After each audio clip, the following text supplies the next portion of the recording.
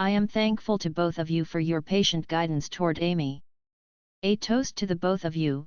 Mag raised his glass as he said a toast to Krasu and Urian sincerely. After that, he finished his drink in one shot. Krasu and Urian had taught Amy and also helped the father and daughter on many occasions. Mag would always remember the favors they had done for them. Today, the two had come, with apparent intentions to bid farewell. In the race meeting yesterday, although both of them were not present, they would definitely not sit by and watch the war happen. This would be a dangerous journey and the both of them had started making arrangements for themselves should anything untoward happen to them. They had imparted all that they had learnt to Amy, leaving a seed behind. We should be grateful to you for giving us such an obedient disciple, Krasu said with a hearty laugh. Urian raised his glass and took a sip of alcohol. After that, he looked at Mag and said, Rom will make a new weapon for little Amy. Do go over from time to time to ask about it. All right. Mag nodded. Master Rom had brought this up before but there had been no news recently. Krasu said, Amy is very obedient but she is still a child after all. There will be times she will feel lazy. Boss Mag, please watch her and make sure she trains hard. Only hard work will help one become a powerhouse. All right. I will make sure she practices. Mag nodded. After a few years, Mag had experienced being lectured once again. Mag drank with the two old men as the parent of their student. Mao Tai is hard liquor and even with their alcohol tolerance, Krasu and Urian were still a little tipsy after a bottle. Great wine. Boss Mag, what is this liquor? Krasu asked Mag with his eyes semi-opened. This is Mao Tai, take these 2 bottles with you. When you're back, we can continue drinking. Master smiled as he pushed 2 bottles into their arms before sending them out. The two, who had been squabbling for their entire lives, ended up with their arms around each other when they were drunk, staggering into the magic potion shop together. Father, where are my masters going? Amy asked Mag curiously. They are going to save the world, Mag said with a smile.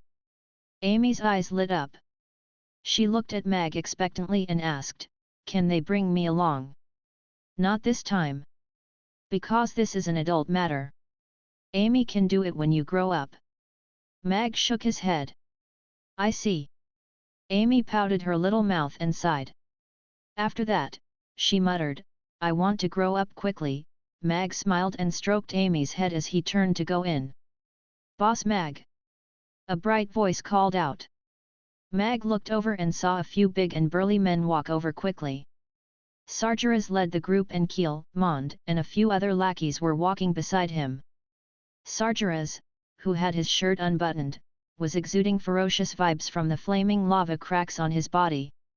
He was already reaching the 10th tier. Chief Sargeras, Mag greeted him. Boss Mag, I didn't expect you to really be back. I thought I wouldn't be able to meet you, Sargeras said with a foolish smile as he rubbed his bald head. I returned yesterday. Mag nodded. He looked at the luggage Mond was carrying behind him and asked curiously, are you preparing to go somewhere far away? For a mission. We are responding to the City Lord's call to go to the northern ice plains to defeat the army of the dead. I am going over to report today. Before I left, I wanted to bid farewell to you but I didn't expect to really meet you, Sargeras said with a smile. Why did you suddenly decide to go to the north? Mag was surprised. He knew the situation of the lava demons. Sargeras and the Burning Legion were the only ones holding the entire tribe up. If he dies in the north, he would have no chance of making a comeback. Sargeras said with a smile, if we hide at the back, who would protect all of you? This is what we should be doing. Yes. We are all going willingly to kick the *s of the army of the dead. Keel concurred. The people of the Burning Legion all burst out laughing, making the mood a lot lighter. Mag looked at this group of men and had more respect for them. They could put their hatred aside and put their personal safety behind them to uphold the principle of a knight. At this moment, the vigor of the Burning Legion touched Mag. Boss Mag, I am thankful for your care over this period. You are a saint to the lava demons. We would hereby bid our farewell to you. SAHDR pounded his chest with his fist, greeting Mag with the lava demon salute. The people of the Burning Legion all saluted Mag in the same way. Mag nodded with a smile. You're welcome. Come back alive. There would definitely be enough Rugiamo to go around. SAHDR and the members of the Burning Legion laughed. Burning Legion! SAHDR shouted. For Rugiamo, the members of the Burning Legion replied in a large chorus. Bald Uncle, I wish you all the best. Amy raised her little fist. SAHDR looked at Amy and smiled pamperingly. He bent down and gave Amy a gentle fist bump. He retracted his hand and found out, to his surprise, that there was a little ring in his hand. You must beat a lot of baddies. Amy winked at SAHDR. SAHDR smiled and accepted Amy's little gift. After that, he led the Burning Legion off as they bade farewell. Amy baby, what did you give Uncle SAHDR? Mag asked Amy with a smile. Just a little gift. Amy turned and ran into the restaurant. Mag smiled and shook his head. He turned around and closed the door behind him. After that, he walked into the kitchen and started making stew and kneading dough. In the evening, Mag sent 2 buckets of Rugiamo over to the temporary camp outside the city with a horse-drawn carriage. He got the guards' help to hand the food over to SAHDR. The sun had started to set, but a bright light suddenly lit up a corner of the camp, together with the sound of celebratory howls. Take that as my blessing to you. Mag sat in the horse-drawn carriage and ordered the coachman to return to the city. The horse-drawn carriage pulled to a stop outside Mamie restaurant. Mag saw 2 ladies standing at the door immediately when he alighted. Sheer Buffett and Gloria Moreton. They were the 2 talents of the business world in Chaos City. But right now, they were standing outside Mamie restaurant, waiting for him. The atmosphere was rather amiable, but they were not chatting merrily, at least it was not a strange atmosphere. The 2 were standing a meter apart. Sheer had an aura of a capable businesswoman around her. She was wearing a red down jacket and had bright red lipstick on. One would feel an inexplicable sense of suppression just seeing her stand there. Meanwhile, beside her, in a white down jacket and black woolen dress, Gloria appeared elegant and restrained. However, she did not lose in terms of presence standing beside Sheer. The sound of Mag alighting made the 2 turn at the same time. Chapter 2152 What do you know now? One had to say that these 2 had top-notch looks and temperaments. Although they were still inferior to Irina, they both had their own charm. I heard Mr. Mag has returned today, so we came to visit you. I happened to bump into Miss Gloria at the restaurant's door, so we waited here together for you, Sheer answered smilingly. Mr. Mag, long time no see, Gloria said to Mag. I just went to deliver some food to my regular customers at the army barracks beyond the city. It's cold outside. Let's go in to talk. Mag opened the door to let them in. Mag brought them a pot of hot tea, poured a cup for each of them and smilingly asked, have you guys eaten? Sheer said with a smile, I've had a simple meal, but if Mr. Mag is willing to cook, my stomach is willing to undertake more pressure. Gloria's stomach grumbled before she could even speak. She blushed. She hadn't eaten her lunch, as she got her coachman to come to Mamie restaurant after she finished her work.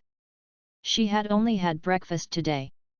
Mag took a menu from the side and placed it in the middle of them with a smile. That's great. I haven't had my meal either. What would you like to eat? Just order. It's my treat today. I'm just joking. It isn't your working day, so how can we bother Mr. Mag to cook for us? Sheer replied smilingly. Mag looked at Gloria, who was about to reject his offer too, and shook his head gently. No. You guys are worth it. Sheer had spent a great deal of money and effort to build the cannons.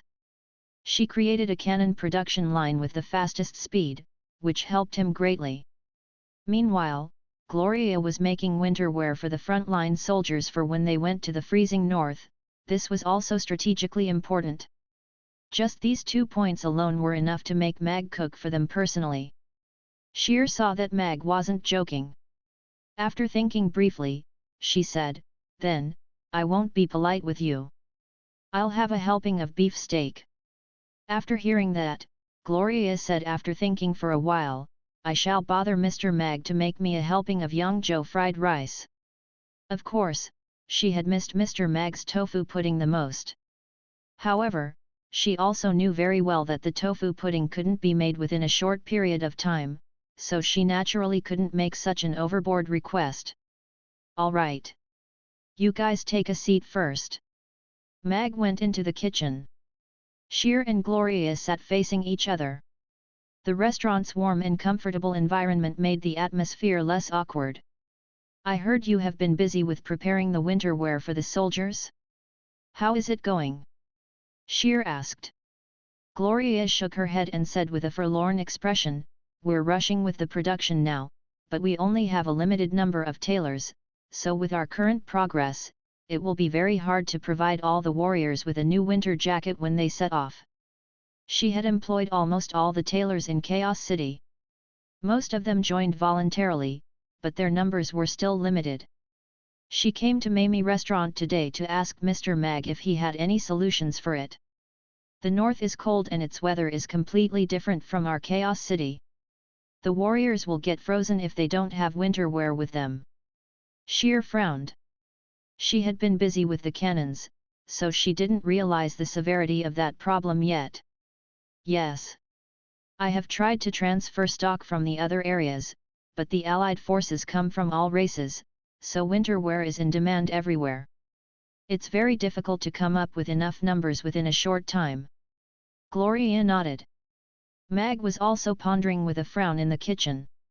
The orcs, demons, and trolls, who had tough skins, would still be all right, but the humans who had weak bodies, would be seriously injured by the cold if they didn't have ample winter clothing. However, war preparations could never be done in a few days. The incident happened suddenly and all the races had no time to prepare the large amount of winter wear at all. After all, no race had ever considered fighting on the snow plain in the extreme north before. Sheer pondered and then her eyes suddenly lit up. She said, "I have a solution."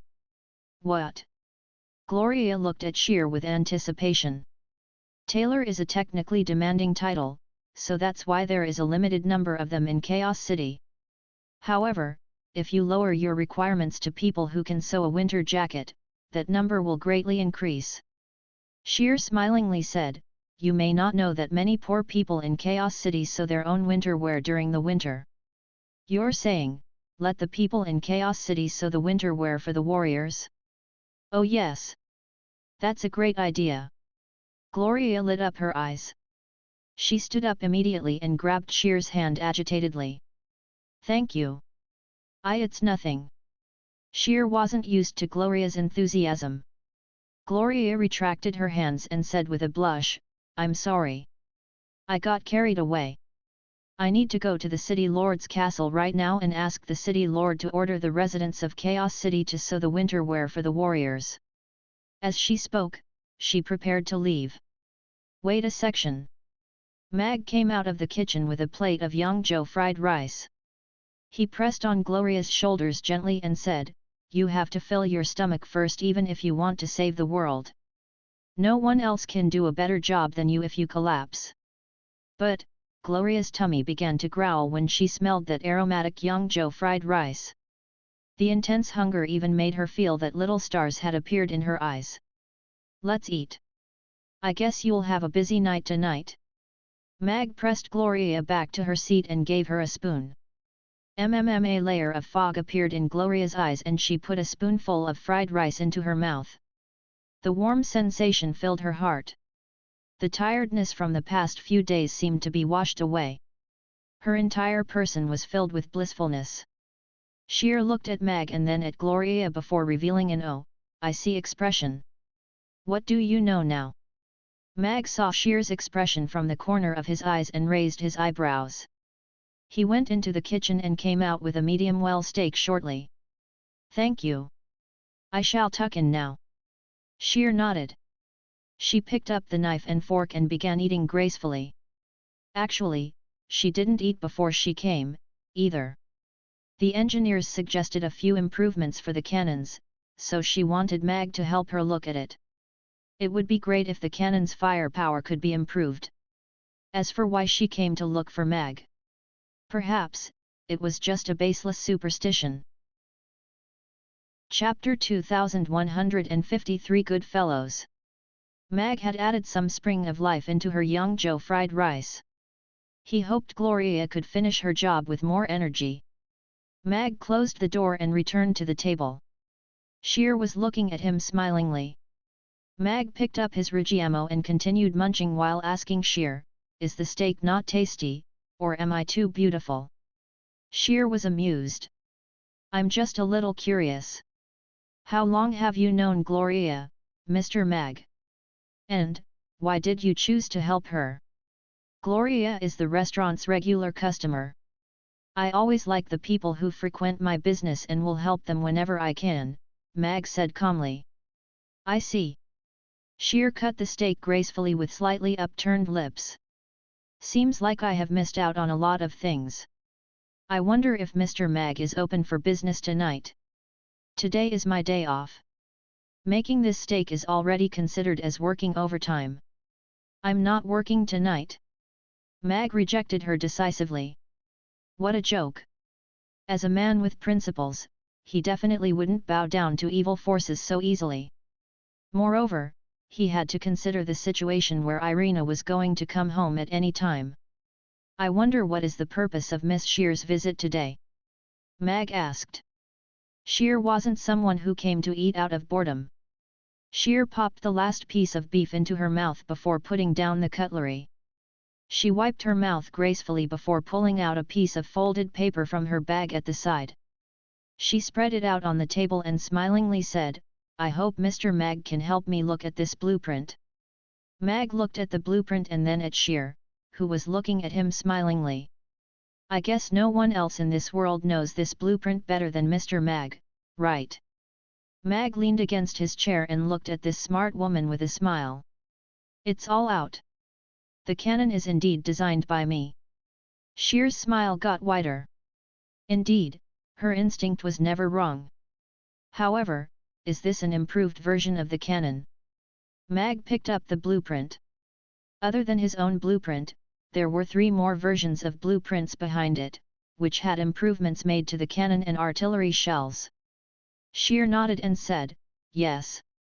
This is the improvement that our engineers made after working hard for 2 days and nights. The core is to enhance the cannons with spell formations, thereby improving the cannon's range and explosive power."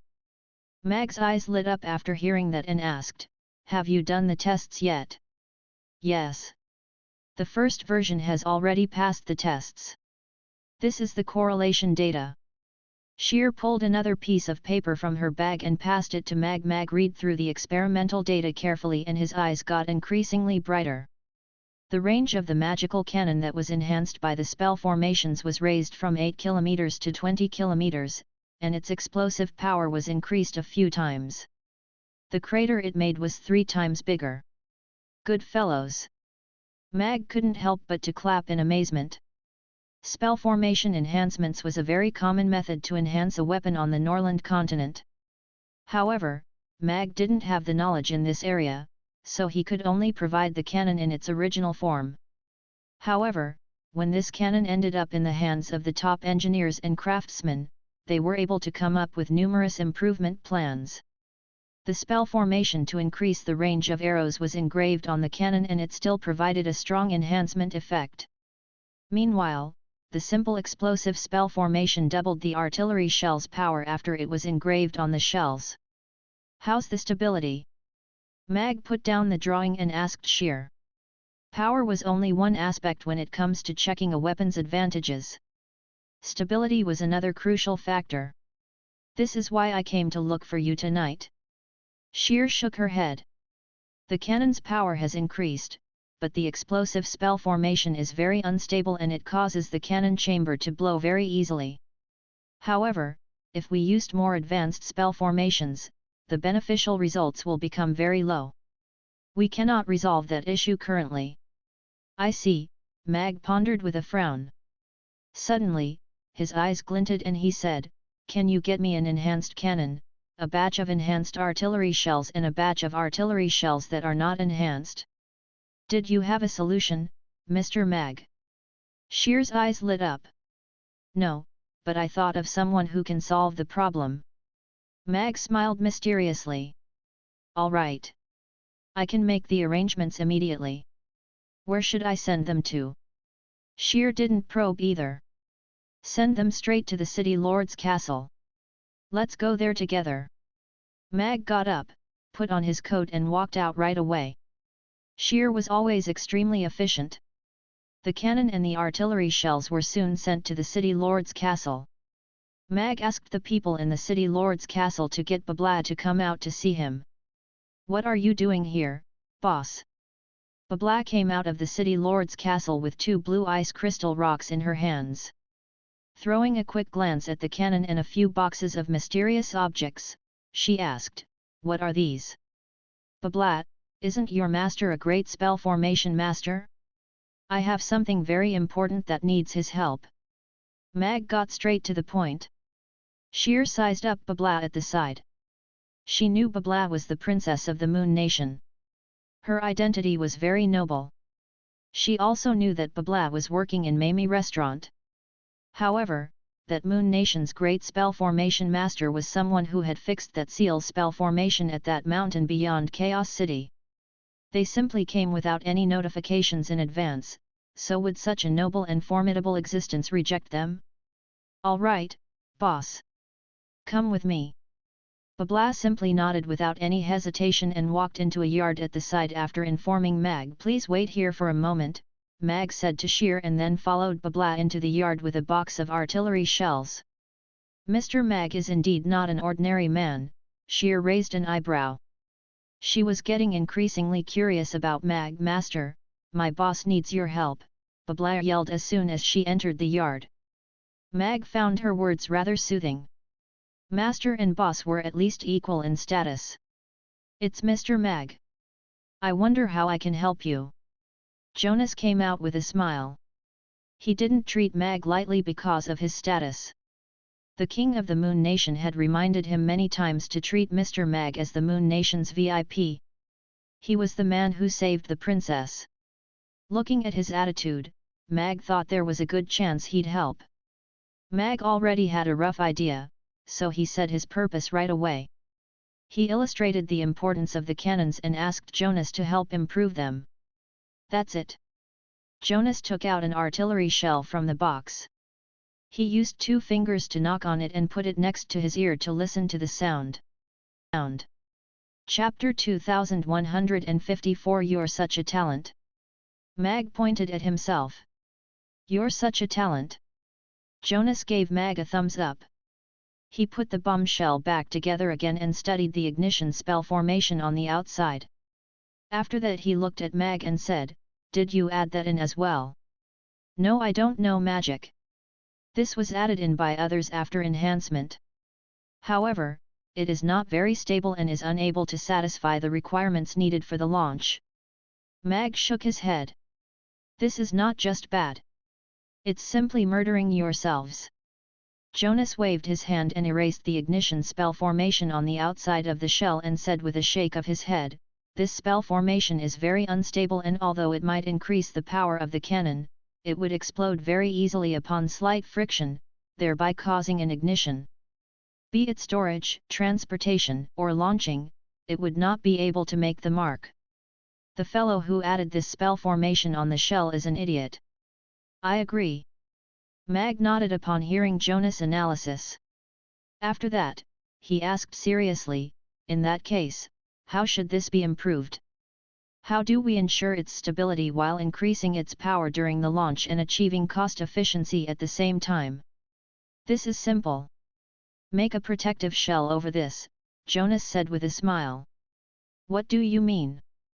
The ignition spell formation is a very simple spell formation. Even a first-tier magic caster could easily carve it out, and it is indeed a very cost-effective choice. To ensure its stability is even simpler. Just isolate it from the friction between the bomb and the cannon. Make use of the bomb explosion to trigger the spell formation instead of using the spell formation to trigger the bomb. Therefore, we can add a layer of steel shell outside of the carved bomb and then fill the space between the layers with steel balls to increase its power, Jonas explained. Fantastic! Mag's eyes lit up. A professional's solution is different indeed. Master, didn't you say that our opponent is a pile of bones? What's the use of adding the steel balls? Babla interrupted. Can't we fill it with something that they're afraid of? Babla's words stunned Mag and Jonas. That's true. What exactly is the army of the dead afraid of? Mag suddenly realized something very important. They seemed to know too little about their enemy. The Roth Empire might be keeping updated on the movement of the army of the dead, but the current information currently given to them lacked the army of the dead's weakness. Mag had exchanged blows with the army of the dead before, and those skeletons were nothing in front of his powers. However, the vanguard of the Allied forces was not all as strong as he was. They were even weaker than the army of the dead. Other than being lifeless, feeling no pain, being unafraid of death, and other heavy information, the Allied forces knew nothing about the strong enemy that they were about to face. They were not even told what was the fastest way to deal with their opponent and how to ensure that their opponent was indeed settled. As the supreme commander of the Allied forces, Mag felt a chill down his spine. He had worked hard to create the Allied forces and attempted to give the Allied forces a supply of even stronger ammunition and even more logistical support. However, what he did to ensure the normal soldiers knew how to kill the army of the dead was way insufficient. Perhaps we should indeed raise an opinion. He knew what he had to do next. Mag left Jonas and handed the plan to Sheer. After that, he walked around Aden Square and bought some materials before going to the textile factory to look for Irina, who was arranging matters for deployment. What are you doing here? Irina placed the material she had on hand down and looked at Mag, who was standing at the door. I'm here to deliver supper to you. Mag walked in with a lunchbox in his hand and smiled at Irina. Go on, what's the matter? Irina took out the fried rice in the lunchbox and asked as she ate. Mag sat in front of her and said, I intend to make a trip to the ice plains. You still want to kill Fulhu on your own? Irina paused and looked at Mag. No, I know I can't kill it alone. Mag shook his head. I want to go over to understand the dead souls better, for example, how to kill them easily. It's easy for you to kill them. But there is only one Alex in the Allied forces and tens of thousands of normal soldiers. In the Roth Empire, more than 70% of the knights are third tier and below. Mag shook his head. They are the ones who will be sent to the front lines to face the army of the dead directly. Irina fell silent for a while. She looked at Mag and said, So, what do you intend to do? I brought some things and intend to test them on the dead souls. I need your help, Mag said. Let's go. I'll eat on the way, Irina said as she stood up and brought her fried rice along. Why don't you finish your food first? Mag felt a little bad. There's time on the way. A golden glow appeared from beneath Irina's feet and the both of them disappeared from the office. Right, what about the children? I've brought them back to the restaurant. They can take care of themselves. Urian is just next door. There should be no problems. A bolt of purple lightning sliced through the skies over the icy plains and landed in a narrow valley. Mag looked at the tens of thousands of skeleton soldiers standing neatly at the bottom of the valley below him and frowned. They have searched the icy plains for 2 hours and this is the first batch of soldiers from the army of the dead that they had found. There was no trace of the army of the dead at the location the Roth Empire provided 2 days ago. The skeletons were spaced meters apart and were standing neatly within the valley according to their size. There was frost hanging on them and they stood deadly still, like an ice sculpture. Why aren't they moving? Irina questioned. Mag was also rather shocked. This group of skeletons were arranged neatly and it was obviously not natural. Judging from the traces around them, it seemed they were gathered here for a while, but why do they appear so lifeless? Just then, among the skeleton soldiers, a giant skeleton, standing tens of meters high, suddenly came to life as its eyes lit up like two red lasers, landing on the purple-striped griffin. A black sound wave was released from its body and the eyes of the other skeleton soldiers all lit up red, as though they were all awakened. The frost all fell from their bodies, revealing their deathly white bones. Howl! That giant skeleton let out a furious roar and pointed at Mag with its icy spear. Countless skeleton soldiers started crawling up the valley towards Mag and Irina. What do we do now? Irina turned to Mag and asked. Let's first see if the silver sword is of any use. Mag pulled out a long sword made of pure silver. Chapter 2155 Uncle Nine did not lie to me indeed. Irina looked at Mag, who had a serious expression, and rolled her eyes. With your capability, you would cut down these fellows like vegetables even if you are using a wooden sword. The results won't have any reference value. That is indeed a problem. Mag nodded. He put away the silver swords and took out two crossbows. These two crossbows were the standard crossbows from the Roth Empire's army. Basic spell formation enhancements were engraved on them. Mag held a crossbow in each hand. One had a silver arrowhead while the other had an ordinary arrowhead. Mag searched for his targets in the skeletal crowd and soon found two skeleton men of similar size. They were obviously of the same race and weren't very powerful. Record the test image for me, please. Mag told Irina before pressing on the triggers. Swoosh, swoosh. Two arrows shot out and made two lines in the air before hitting those two skeleton men at the same time. The silver arrowhead was crushed as soon as it landed on the skeleton man's head and the arrow shaft broke into pieces. That skeleton man simply swayed a little before continuing on his climb again as though nothing had happened. Meanwhile, the other arrow with its custom-made arrowhead, embedded in the skeleton man's head. Even though it didn't go through, it still brought the skeleton man down the cliff and shattered him into pieces. Irina waved the photo stone in her hands and laughingly said, "That seems like an awful modification. Seems like pure silver won't do." Mag nodded before picking up an arrow with a peachwood arrowhead. A wooden arrowhead? Irina said with surprise. Elves were natural-born archers. Almost every elf was an outstanding archer. Her knowledge on bow and arrows was way above Mag's. The silver arrowhead couldn't cause any damage to the skeleton man, so wouldn't it be a little reckless to use the peachwood arrowhead right now? This isn't a normal wood arrowhead. This is the peachwood arrowhead. Mag aimed the crossbow at one skeleton man and pressed on the trigger. The peachwood arrow flew out and landed against that skeleton man's glabella accurately. Surprisingly, that seemingly fragile wooden arrow gave out a golden glow when the tip of the arrowhead touched that skeleton man. The red light in the skeleton man's eyes flickered once before a hole was created in the glabella and the wooden arrow stabbed into the skull.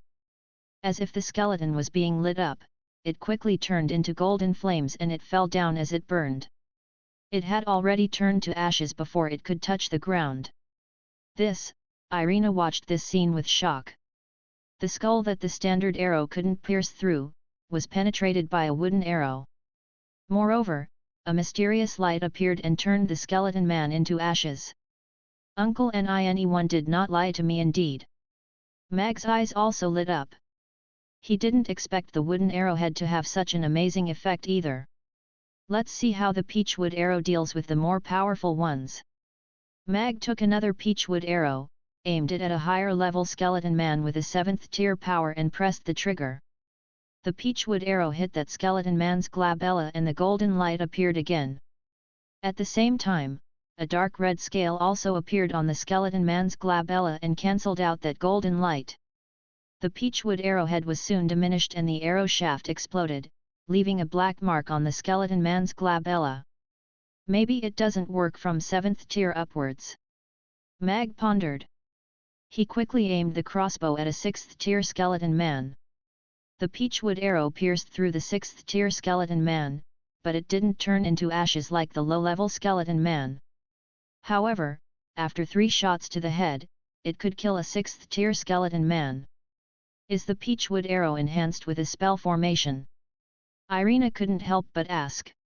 The arrows that could only penetrate a 3rd tier skeleton man but couldn't kill it, could actually kill a 6th tier skeleton man after the peachwood arrowheads were used. This was indeed quite incredible. No, it's just a normal peachwood arrowhead. Mag shook his head with a smile. He picked up another peachwood arrowhead, took out half a canister of cinnabar powder and poured in half a canister of water, dipped the arrowhead in the mixture, before aiming at that earlier 7th tier skeleton man. Boom! The peachwood arrow dipped in the cinnabar hit that skeleton man and made a loud bang. The previously unshakable skeleton man had its skull removed by this arrow right away and his body was shattered into pieces of bones. This, Irina's eyes widened and she was in shock. Peachwood with cinnabar 1 is just so powerful. Mag couldn't help cheering inwardly. This was a weapon of mass destruction that could take out the other party's mid-level fighting force. He had never expected that these things could have such amazing effects on the Norland continent across time and space. Mag did a few more tests. Peachwood with cinnabar would explode when they touched the skeletons. They damaged the skeleton men below 7th tier devastatingly. However, their damage to the 8th tier and above skeleton men was limited. The 8th tier skeleton man was silvery white with mysterious dark red runes that moved around the bones. Peachwood and cinnabar was no longer enough to deal with them. Meanwhile, the normal standard sword's lethality also increased significantly after cinnabar was applied to the blade. As for the peachwood swords, its lethality was even stronger than the peachwood arrows, but it was obviously impractical to produce the peachwood swords in bulk within a short period of time. Then, Mag attempted to throw glutinous or ICE-1 at the skeleton soldiers. The low-level skeleton soldiers were obviously afraid of the glutinous rice, but those skeleton soldiers above the 7th tier could ignore it. Mag put away the remaining half a bag of glutinous rice and said to Irina, "All right, let's take 100 of them with us and exterminate the rest before Thulhu arrives." "All right." Irina nodded and took out her magic caster's staff. Mag also took out his Tiandu sword. The holy light lit up the ravine and the flying sword cut off the skulls. The two of them worked together with Ozai and went in and out of the ravine 7 times. They soon killed a big batch of skeleton soldiers. Mag looked at the last batch of skeleton soldiers that disintegrated in the holy light and lamented. If it wasn't for the fact that there were simply too few light magic casters, he wouldn't have to use Uncle Nine's unique skills. However, they soon detected a very powerful aura flying rapidly towards them. "Let's go." Mag hugged Irina around her waist and landed on Ozzy's back. A golden teleportation portal appeared on the peak of a mountain at the side and Ozzy dashed into it and disappeared. A brief moment later, a gigantic figure appeared above the ravine and let out a shrill angry roar when it saw more than half of its skeleton soldiers slaughtered. Mag, Irina, and Ozzy appeared 80 kilometers away. The griffin took off into the air rapidly and flew towards the south. "Where did you learn all these weird methods from?" Irina looked at Mag curiously, as if this was the first day she had truly seen him. In her memory, he had always believed in his sword and never depended on other objects. However, Mag had used a series of weird items and they were surprisingly effective on the skeleton soldiers. Mag replied with a smile, "I have read a book of tittle-tattle that recorded some methods to deal with the zombies and dead souls. I thought it was all nonsense in the past. However, I only knew that they were really effective after I tried them out today." Chapter 2156 This holy water isn't that holy water. Irina looked at Mag and seriously asked, "Holy water? Spring of life? Or is it that holy water that those Roth Empire's religion-related con artists used to scam people of their money?" "Religious con artist?" Mag remembered the Pope who was trying to get Amy to be their holy maiden. Because the church's presence was too low, he had forgotten all about them. Speaking of it, they were really quite authentic. He wondered if their holy water was useful to the army of the dead. As for the spring of life, he could test it out once they returned to Chaos City. However, compared to cinnabar, which was a cheap mineral, the spring of life was something that could save casualties on the battlefield. It was a little too extravagant to use it against the skeleton men.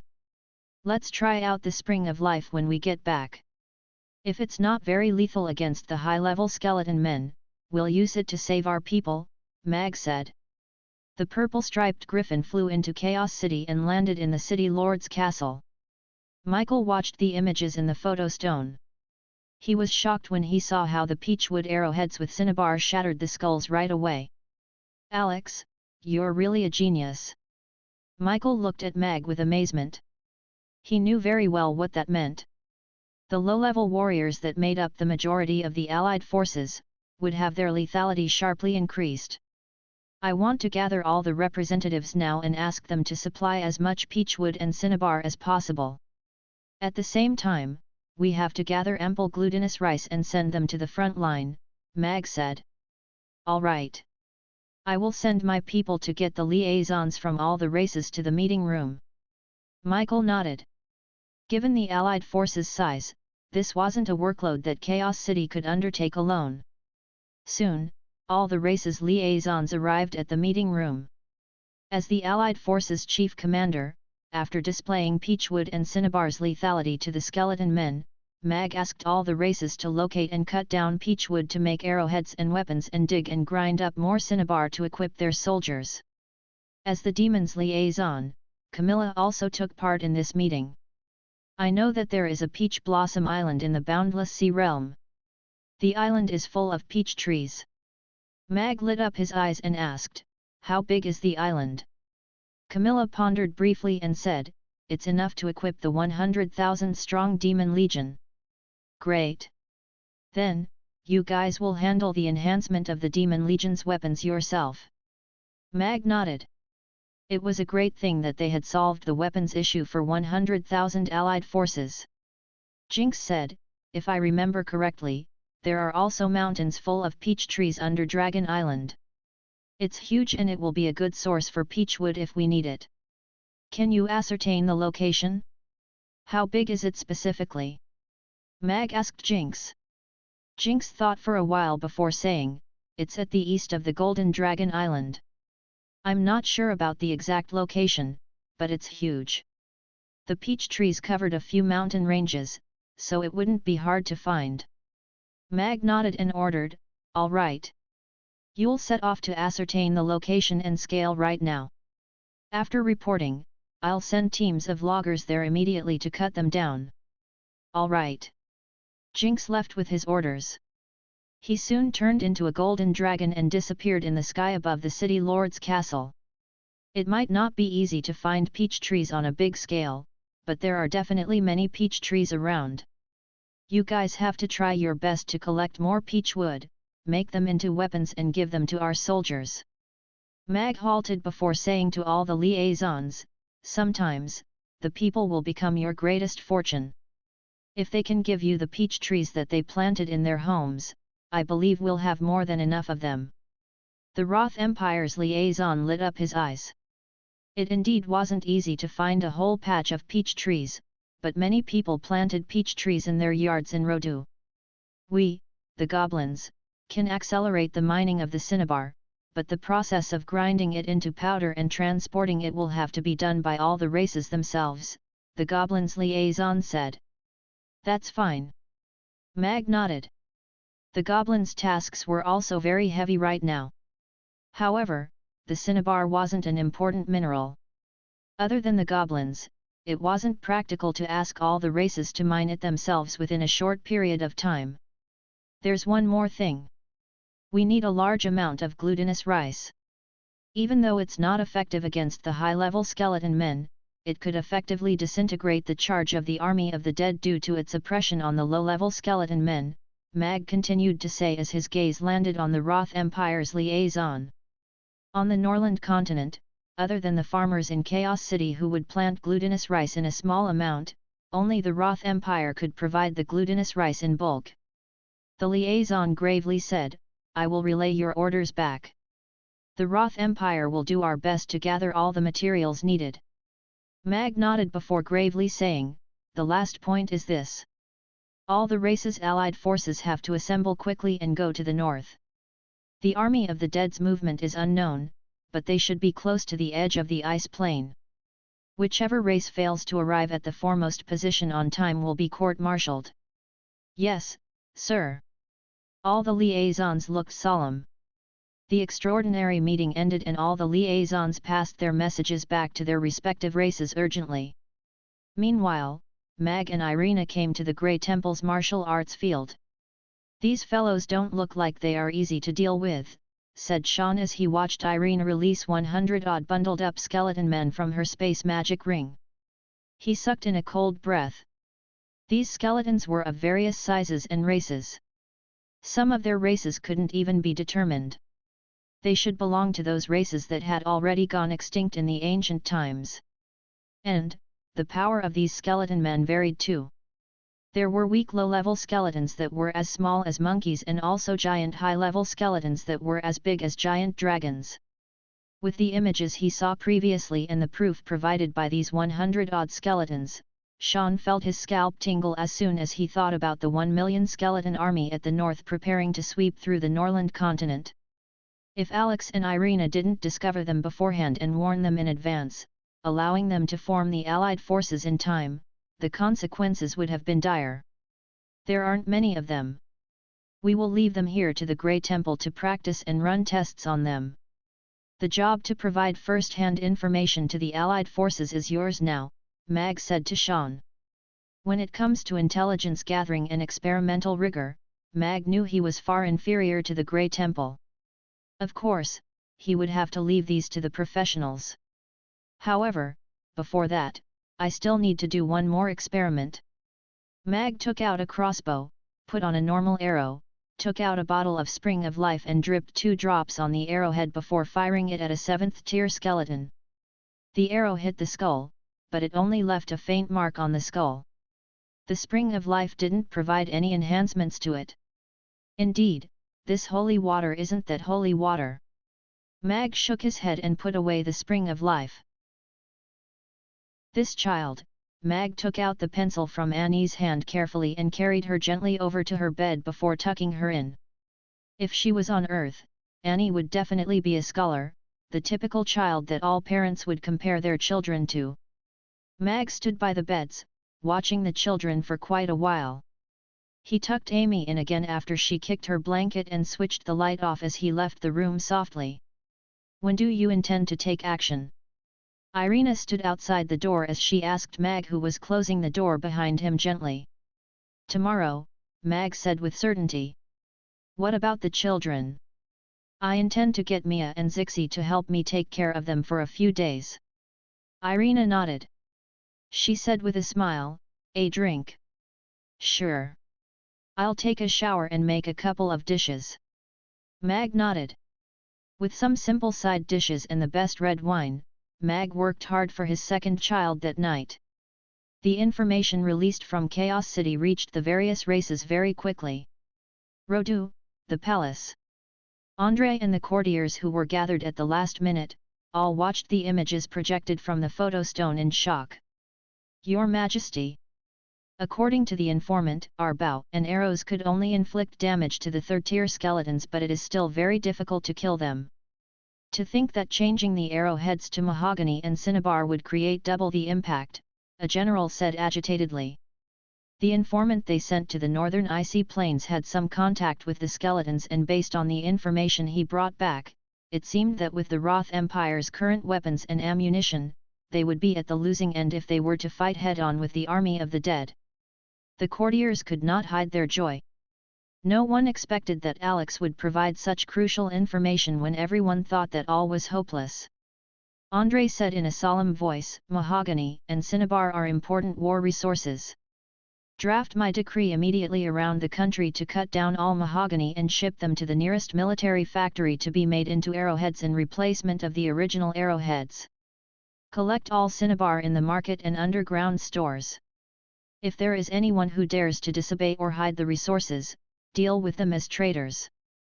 Deliver all cinnabar similarly to the military factory and ship them all to the front lines together with the mahogany swords. In addition, do a 1-to-1 trade with rice and collect all glutinous rice within the country. Those that hide resources should be dealt with as traitors. Yes, sir. A courtier bowed and drafted the decree immediately. After presenting it to André and getting his seal of approval, the courtier quickly sent the decree out to the various provinces. That night, the guards of Roduz started cutting down all mahogany trees from the south of the country. Be it a commoner or a noble, once the king's decree was passed out, whoever opposed would be arrested as a traitor immediately.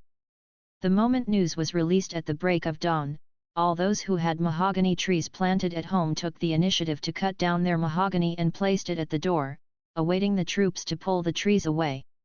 In the orchard outside of the city, guards barged in and the farmers had no choice but to help cut down all the mahogany trees. Within a day, the mahogany collected at the military factory piled up into a mountain.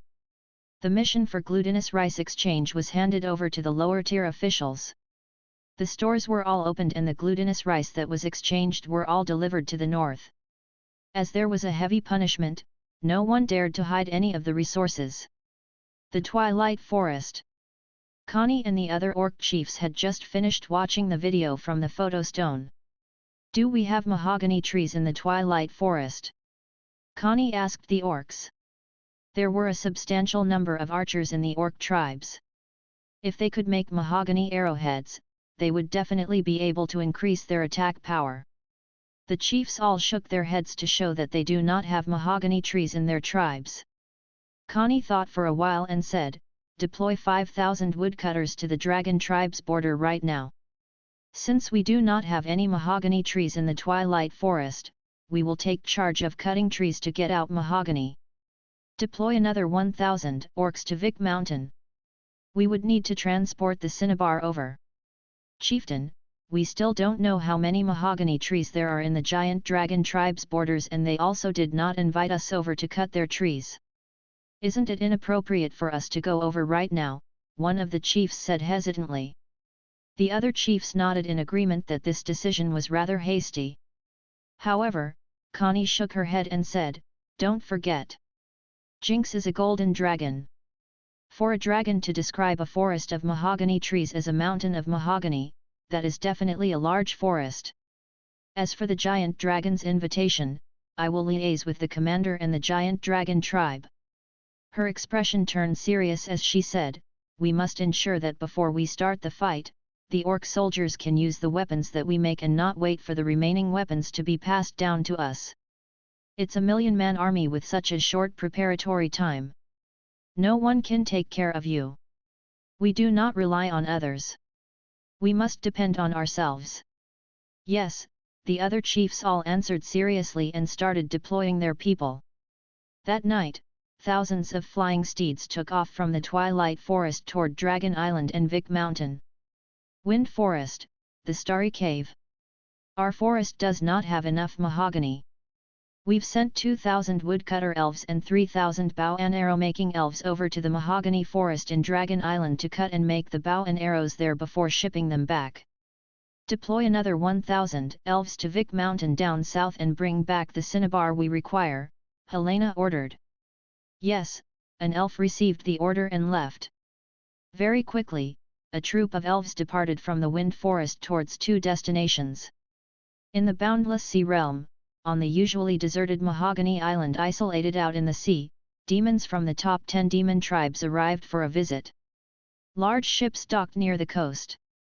The different tribes all watched each other without taking action. This island is where we have the most mahogany trees in the Boundless Sea Realm. Camilla has already agreed to Alex that we, the demon tribes, would supply our own mahogany, so this forest of mahogany belongs to every demon going to war. All of you better not have any other thoughts. We'll split the resources up based on the percentage of demons going to war, Dracula said with a smile as he flapped his wings in mid-air. The powerhouses of each tribe thought for a while and agreed to Dracula's plan. Within the night, the various races on the Norland continent responded to the calls and worked hard to increase their battle capabilities and self-protection ability before the war started. The effectiveness of the mahogany and cinnabar had increased the Allied forces' morale by leaps and bounds. At the same time, the various races would also have a rough judgment on the Army of the Dead's abilities. With some expectations, they would not have so much fear in them. The next morning, Mag woke up energetically and made a sumptuous breakfast. "Amy baby, Annie, father wants to discuss something with you," Mag said with a smile as he watched the two children eat. "I only have 2 Rigiamos." Mag flicked a glance at Irina before saying with a smile, "Your mother and I will have to go on a trip. I will ask big sister Mia and big sister Zixi to take care of you two for the time being. Is that all right? Are you guys going to save the world too?" Amy looked up suddenly with anticipation and panic in her eyes. "Yes. When the world needs us, it's also the time for us to stand out to rescue it." Mag nodded with a smile. "What about me? Little Amy is very formidable now. Can I go save the world too?" Amy asked expectantly. "Not now, little Amy. You're still too small. You have to wait until you have grown up." "How old do I have to be considered as a grown-up?" Amy pursued on. "You have to wait until you are 18 years old. Little Amy can decide what you want to do for yourself by then because you'll be a grown-up." Mag reached out to pat the little one's head with a smile. Her soft golden hair was smooth as a kitten. 18 years old. Amy was thoughtful. "When will you guys return?" Annie asked with sign language. There was a hint of worry in her clear eyes. "We'll be back when you finish drawing Miss Black Cat," Mag said to Annie. He had seen the first draft of Miss Black Cat that Annie drew last night and it looked quite good. Miss Vicky would love it if she saw it. Annie nodded obediently. She revealed a comforting smile and used sign language to indicate that she would take care of Amy. "Wear these 2 little stones on you at all times. Do not remove it no matter what. Do you understand?" Irina took out 2 pinky-sized blue crystal necklaces and put them around Annie and Amy's necks. "What's this?" Amy touched that smooth and warm crystal. "This is a protective amulet. It will protect you guys when we are not around." Irina looked at Amy with indulgence. She couldn't help feeling guilty. From the time Amy was born till now, she had spent very little time with her. She had spent the majority of her time with the Night Elves even after they found each other. She simply didn't spend enough time with Amy. The little one was also so understanding and never asked for more. And because of that, it made her heart ache even more. After this incident was over, she would definitely spend more time with her and watch her grow up. "Oh! It's so pretty." Amy retracted her gaze and looked at Mag and Irina as she said with a serious expression, "Then, you guys must come back early. Come back as soon as you finish beating up the bad guys. Little Amy and big sister Annie will wait for you two to come back for a meal." "Sure. Little Amy and Annie are the best." Mag felt choked up as he nodded with a smile. After breakfast, Mag went to the magic potion shop next door with 2 Rigiamos and 1 steamer of soup dumplings. The shop's door was open and Zixi, who had just begun to look pregnant, was packing Lulu's luggage for him. Mag looked at Lulu's bulky luggage and the big iron hammer at the side and asked with surprise, "Are you preparing for a trip?" "I'm going to make weapons." Lulu smiled bashfully.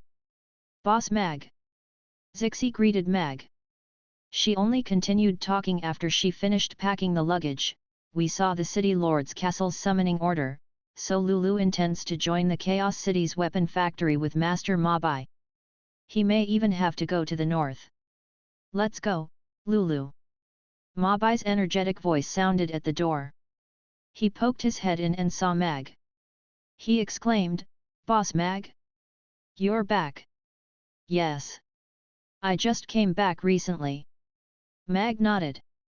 Looking at Mabai, who was carrying a simple luggage and a heavy hammer, and Lulu, who was leaving his pregnant wife behind to report to the weapon factory, Mag couldn't help but feel touched. "It's a pity. Seems like I can only eat your rainbow fried rice after I complete this task." Mabai laughed heartily. It's fine. I can always wait for you guys to return. There will definitely be enough fried rice to go around. Mag nodded with a smile. Lulu looked at Zixi and patted her head lingeringly before crouching down to kiss her stomach gently. Zixi tiptoed and reached out to caress his face before gently saying, "Be safe. The baby and I will wait for you to return." Lulu nodded bashfully and said, "Then. I'll go now." Don't worry, I'll take care of myself."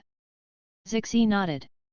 Lulu carried his heavy hammer on his shoulder, carried his luggage with one hand and said to Mag, "Goodbye, Boss Mag.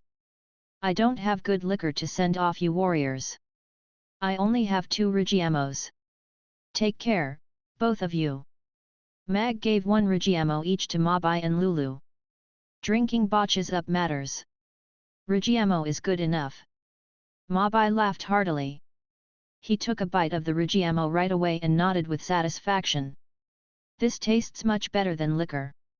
"Goodbye." "Thank you," Lulu said. He flicked a glance at Zixi and quickly caught up with Mabai. 1 tall man and 1 short man, carrying equally heavy hammers on their shoulders, walked away in the morning sun as they ate their Rigiamos. Zixi pursed her lips. Tears eventually fell as she watched Lulu's back. "This is your breakfast." Mag gave her the soup dumplings in a hanky as well. "Thank you." Zixi turned around to wipe her tears away before taking the soup dumplings from Mag with a smile. She looked at Mag with surprise. "Why are you sending us breakfast all of a sudden, Boss Mag?" Although they had a good neighborly relationship and Annie always brought breakfast for her, this was the first time that Mag brought breakfast for her personally. "It's cold out here. Let's go in and talk as you eat," Mag said smilingly as he looked at Zixi's protruding stomach. "All right." Zixi went into the potion shop with the dumplings. "I would like to ask you and Mia to babysit the children for a few days. I need to go on a trip." Mag sat across from Zixi and got straight to the point. Hearing that, Zixi looked at Mag with shock. "Are you going on a long trip? It's not safe recently." "Where are you going, Boss Mag?" Even Lulu can leave his pregnant wife behind to work in the weapon factory at the front line. "Although I don't have any outstanding skills, my culinary skills are not bad. Perhaps, I can go cook for the warriors at the front line," Mag said with a smile. Zixi was stunned. She looked at Mag, who had a determined gaze, with a newfound respect and nodded. "Sure. Just go and leave the children to us." "Thank you." Mag nodded and smiled. He stood up and placed a bunch of keys on the table. "If there's trouble, please go hide in the restaurant with the children. I asked Princess Irina to set up a few spell formations there, so the restaurant should be the safest place in Chaos City."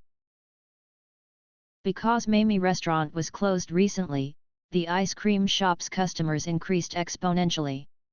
Many regulars who came to ask when the restaurant would open, would order an ice cream to console their stomachs. Mia was already very used to her identity as the manager of the shop. However, because Gina wasn't in the shop recently, it wasn't easy to deal with those ill-behaving brats anymore. Fortunately, she had prepared ample toys and solutions, so at least, the order in the shop wouldn't be disrupted by the children's crying. Ding! The bell that hung on the door rang when the door was open. Mia looked at the person who came in and said in surprise, "We're not open for business yet." "Boss! You haven't had breakfast yet, right? I brought some for you guys." Mag put the takeaway box on the table at the side and closed the door. "They aren't awake yet. I came down to do the preparation first." Mia put down the things in her hands and sat down at the table smilingly. She opened the takeaway box and her eyes lit up. "It's soup dumplings." "Yes. Let's eat it while it's still hot." "They can eat after they are awake," Mag said with a smile. "Then, I'll tuck in." Mia took out a steamer of soup dumplings and covered the takeaway box again to prevent the other soup dumplings from getting cold. Mia sat across from Mia and watched her sipping on the soup dumpling with a smile. Compared to the times when she collapsed at the restaurant in hunger, the Mia now had a rosy complexion and soft and tender skin. Although this last didn't grow any taller, her development didn't seem to be stopping. Her tight-fitting French-made costume didn't seem to fit her anymore. Looking at Mia, who was eating the dumplings with a satisfied expression, Mag felt a sense of accomplishment. Reminder to all, don't throw away the little dragon that you picked up on the road. She will become a dragon maid after you've fed her for some time. Burp, Mia licked the soup from the plate before covering her mouth and burping with a satisfied expression. Thank you for your meal. Mia got up and bowed to Mag. Her two ponytails swung and she looked very energetic. In this world, there is nothing more blissful than to eat breakfast that was made by boss in the morning. If there was, then it had to be a lunch and supper made by boss. You're welcome. Mag nodded with a smile. Mia sat down again and said to Mag, oh yes. Boss, I heard they said that the world out there is in chaos now. A devil is even trying to invade our land. If you are not going away, is the restaurant going to open again? I came to ask you for a favor, Mag said. What is it? Please say it. Mia looked at Mag. Boss had never asked her for a favor before. It had always been him who took care of them and satisfied all their needs. I need to go on a long trip for a few days, so I would like to ask you and Zixie to take care of Amy and Annie for a few days, Mag said. Mia said with a nervous expression, but it's so dangerous out there right now. 2 days ago, Bablair had instructed them gravely not to leave Chaos City.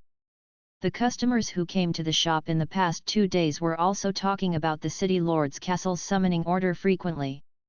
Everyone else was jittery, and yet boss wanted to go on a long trip right now? Yes.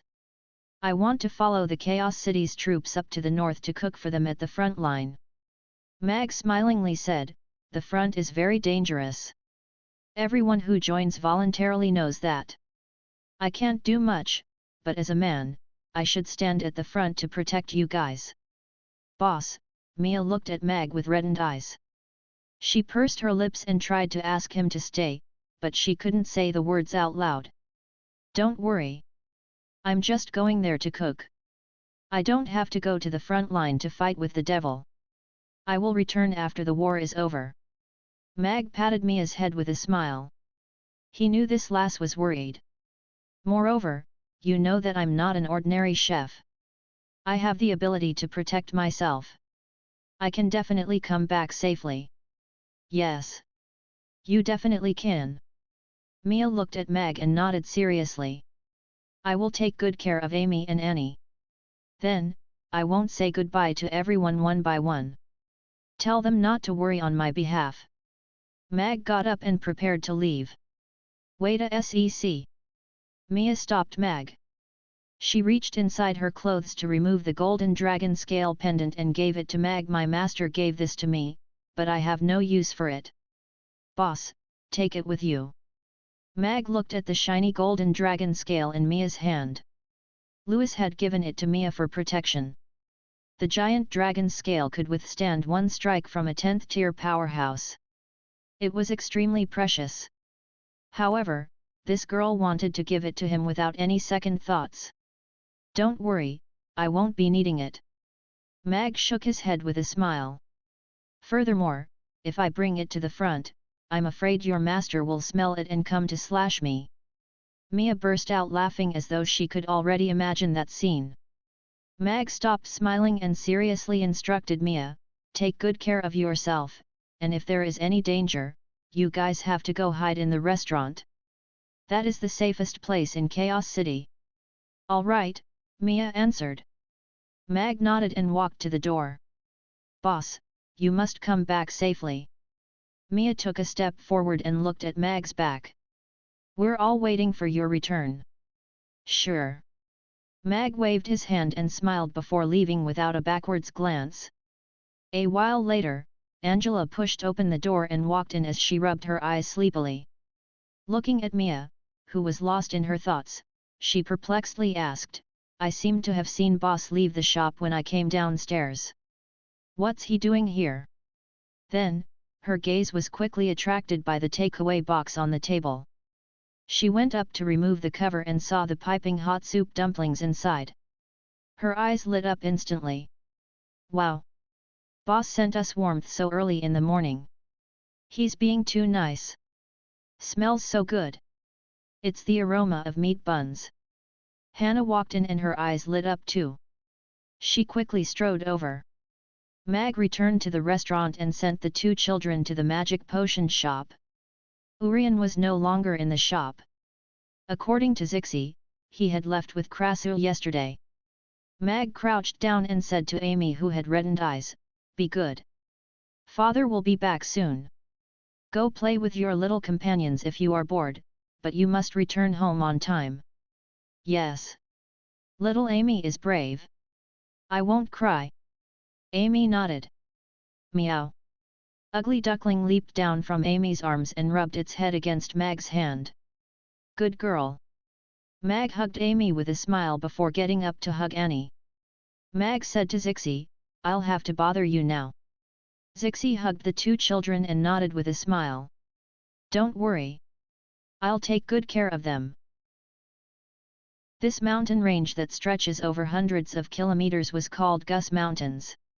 It stretched from the east to the west like a natural chasm, guarding the Roth Empire's north. Behind the Gus Mountains were the ice sheets that remained frozen throughout the year. The ice was over thousands of meters thick, and apparently as they continued to go northwards, they would enter the land of eternal night. No one knew what was hidden in there. The ice sheets used to be the restricted area of all living things. The bone-chilling cold would take away your body temperature very quickly. Your energy would be consumed rapidly even when you were not moving. Even the commonly seen snow rabbits and snow foxes in the north were rarely seen on the ice sheets. The Gus Mountains blocked the cold wind, but it also blocked the existence of life. However, at the side of the Gus Mountains near to the ice sheets right now, a team of over 1,000 sappers were busy under a cliff. There was a thick layer of ice on the cliff near the ice sheets. It was as smooth as a mirror after it had been polished by the freezing wind. The cliff was hundreds of meters tall. It was a natural city wall. However, it was a mountain range after all. It definitely had big and small gaps all over. The elites of all the Roth Empire's legions were assembling at the north, and the engineer corps of the North's legions was already sent to construct defenses under the Gus Mountains. The Gus Mountains were their only choice to stop the army of the dead from coming southwards. The ice sheet was extremely vast and its weather was extremely unpredictable. It was impractical to search for the army of the dead on the vast ice sheet. And after the Gus Mountains, there weren't any natural barriers that could stop the army of the dead. They were using the Gus Mountains as a natural chasm to construct defenses and transform the whole mountain range into a great wall that was thousands of kilometers long in an attempt to stop the army of the dead from moving southwards. They wanted to fight the battle beyond the Empire's territory. This was the guidelines set by the Allied Forces commander, Lord Alex, and Marshal Dominic. No warriors in the Roth Empire would ever doubt the decisions made by these two lords. "Hurry up! After we fill these holes up and scatter a layer of glutinous rice over this area, we will barbecue meat for you all tonight. Our brothers on the watch have just caught a few snow deer," a tall and fat knight said loudly to the sappers who were working hard. "Yes." All the sappers' eyes, who were carrying the ice, lit up immediately when they heard that there was meat for their dinner tonight. They began to work faster. There was a gap that was 10 or so meters long. Above this gap, was a slope that was covered by ice. To the normal people, this was still a natural chasm that they couldn't cross. However, according to the scouts who went into the ice sheets, those skeletons could easily scale a slope with a steep gradient, let alone a gentle slope like this one. Hence, they need to get ice from the ice sheets to seal this gap up and connect it to the vertical cliffs at its sides to complete a perfect city wall. This was also what the hundreds of thousands of the busy sappers were doing at the foot of the Gus Mountains. Of course, it would need more than 2 weeks to fill up a gap like this if they were depending on these sappers alone. Fortunately, there were over 10 magic casters assigned to their teams. The wind magic casters were responsible for cutting the ice, while the water magic caster infused water into the gap and let it solidify naturally, forming a solid ice wall. The ice magic casters were in their elements in such a freezing environment. They were extremely fast in creating ice and they undertook the majority of the task. A sapper tossed another big chunk of ice in as he asked the tall and fat leader, "Sir, we have already filled a few big holes, how many more holes do we have to fill?" "Yes. This is simply too cold. My hands are frozen after carrying ice daily." The other sappers also looked over at them. It was fine if it was simply tiring, but this side of the mountain was different from the other side of the mountain. Even they, who were used to the north, were freezing out here. They could barely sleep by the fire by huddling together. A soldier went out of the tent to take a leak last night. He fell and was frozen solid when he was discovered in the morning. "How many more?" The tall and fat leader laughed and then turned serious suddenly. He stared at all of the sappers. "All of them. We will be filling them up as long as we don't receive the orders to back up." "You're afraid of this mild coldness?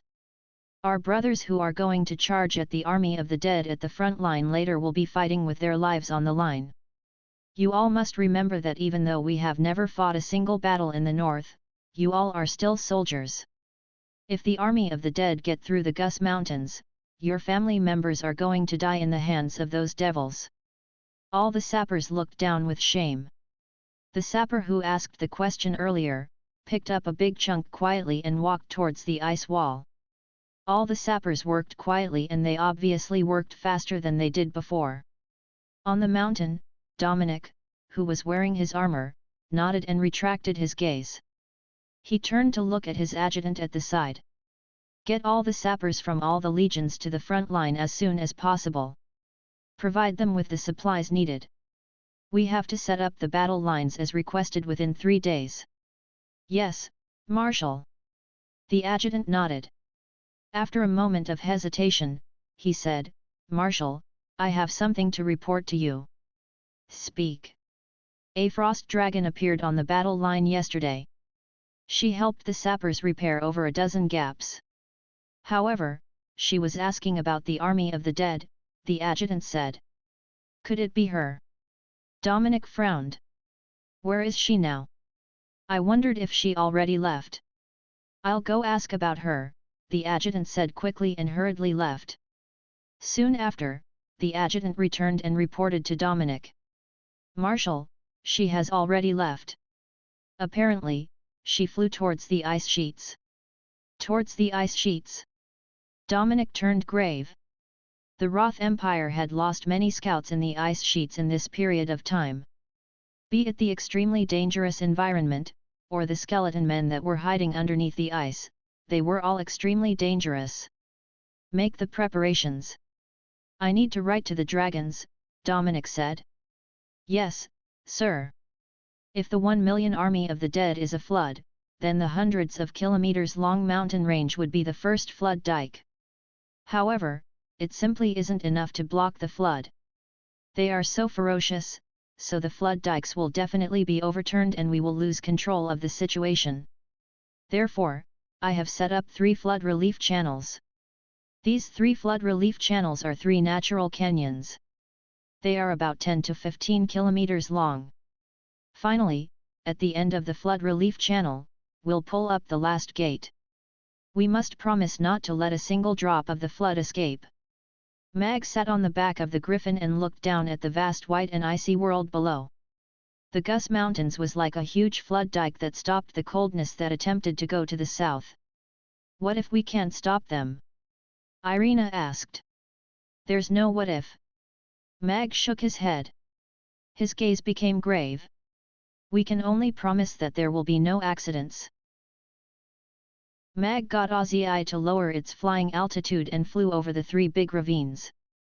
The numerous sappers were busy working in the ravine like ants. They needed to repair the 2 cliffsides to prevent the skeleton men from scaling up easily. They also needed to dig tunnels that were a few meters deep in the middle of the ravine.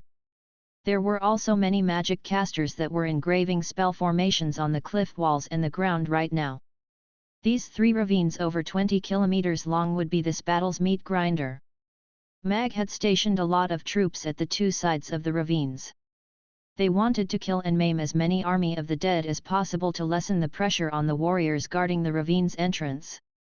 Although there are many sappers, their efficiency is too low. We need all the races to send their elites with special abilities here to help out, Mag said with a frown. The engineer corps in the North's legions could only do so much. They couldn't satisfy his requirements. The night elves can join in the teams to engrave spell formations after they arrive. We have over 1,000 magic casters, Irina said. That's not enough. Mag pointed to the ice sheets in front of them. If possible, I would like to kill as many of them as we can before they reach the Gus Mountains to lessen our losses. Our time is limited. Irina reminded him. I'm being greedy. Mag retracted his gaze and made Ozzy fly down. The Allied Forces' interim command was set up right in the center of the battlefront, next to the center ravine. On a flat surface on top of a mountain, a few temporary great halls made up of ice were built. The glistening ice sparkled in the sunlight, making the ice castle look magical. The ice that remained frozen all year in the north was inexhaustible in supply and always available for use. It was the best building material. They only need to engrave a few simple spell formations inside to insulate against the ice's coldness and lessen the effect that the internal activities had on the ice. The purple-striped griffin landed on the platform in front of the hall. After a moment of panic, the guards recognized Mag and quickly saluted him respectfully. Mag leaped off the griffin and asked an officer who came up to him, "Is Marshal Dominic in the camp?" "The Marshal is in the camp." "Please follow me, my lord," that officer said respectfully as he led the way for Mag and Irina in front. There were no magnificent decorations in the Ice Great Hall. It was separated into different zones just like the Ministry of Defense. The officials were busy handling the matters. Currently, the Allied forces hadn't reached the front yet. The frontline base camp was mostly made up of the Empire's army led by Dominic. That officer led Mag and Irina to a meeting room deep within the Great Hall. There was also no extra decoration in the vast meeting room. The round table surrounded a huge scenario table which was a terrain replica of the Gus Mountains battlefront, including those 3 ravines. Dominic was writing something at his desk. He stopped when he heard the commotion and got up to say to Mag, "You're here." "Yes." Mag nodded. Flicking a glance at the scenario table, Mag said to Dominic, "There are more difficulties at the battlefront than what I have imagined." Dominic's wrinkled face revealed a smile. If the sappers could hear this, they would feel very gratified.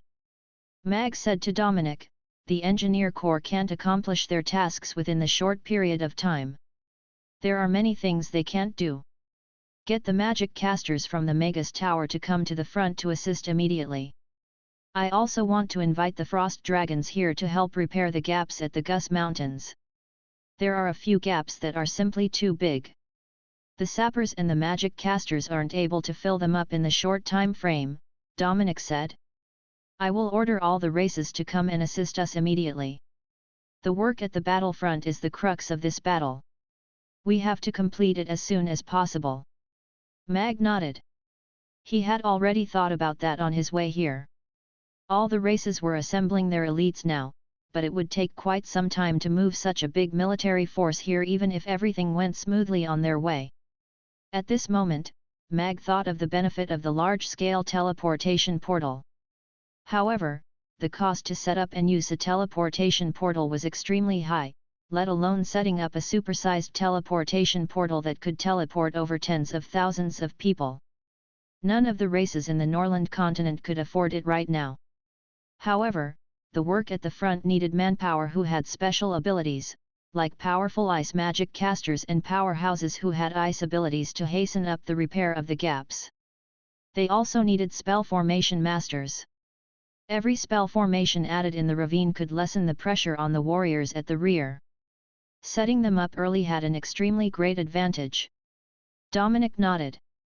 He had the same thought as Mag, just that his identity couldn't allow him to mobilize all the races.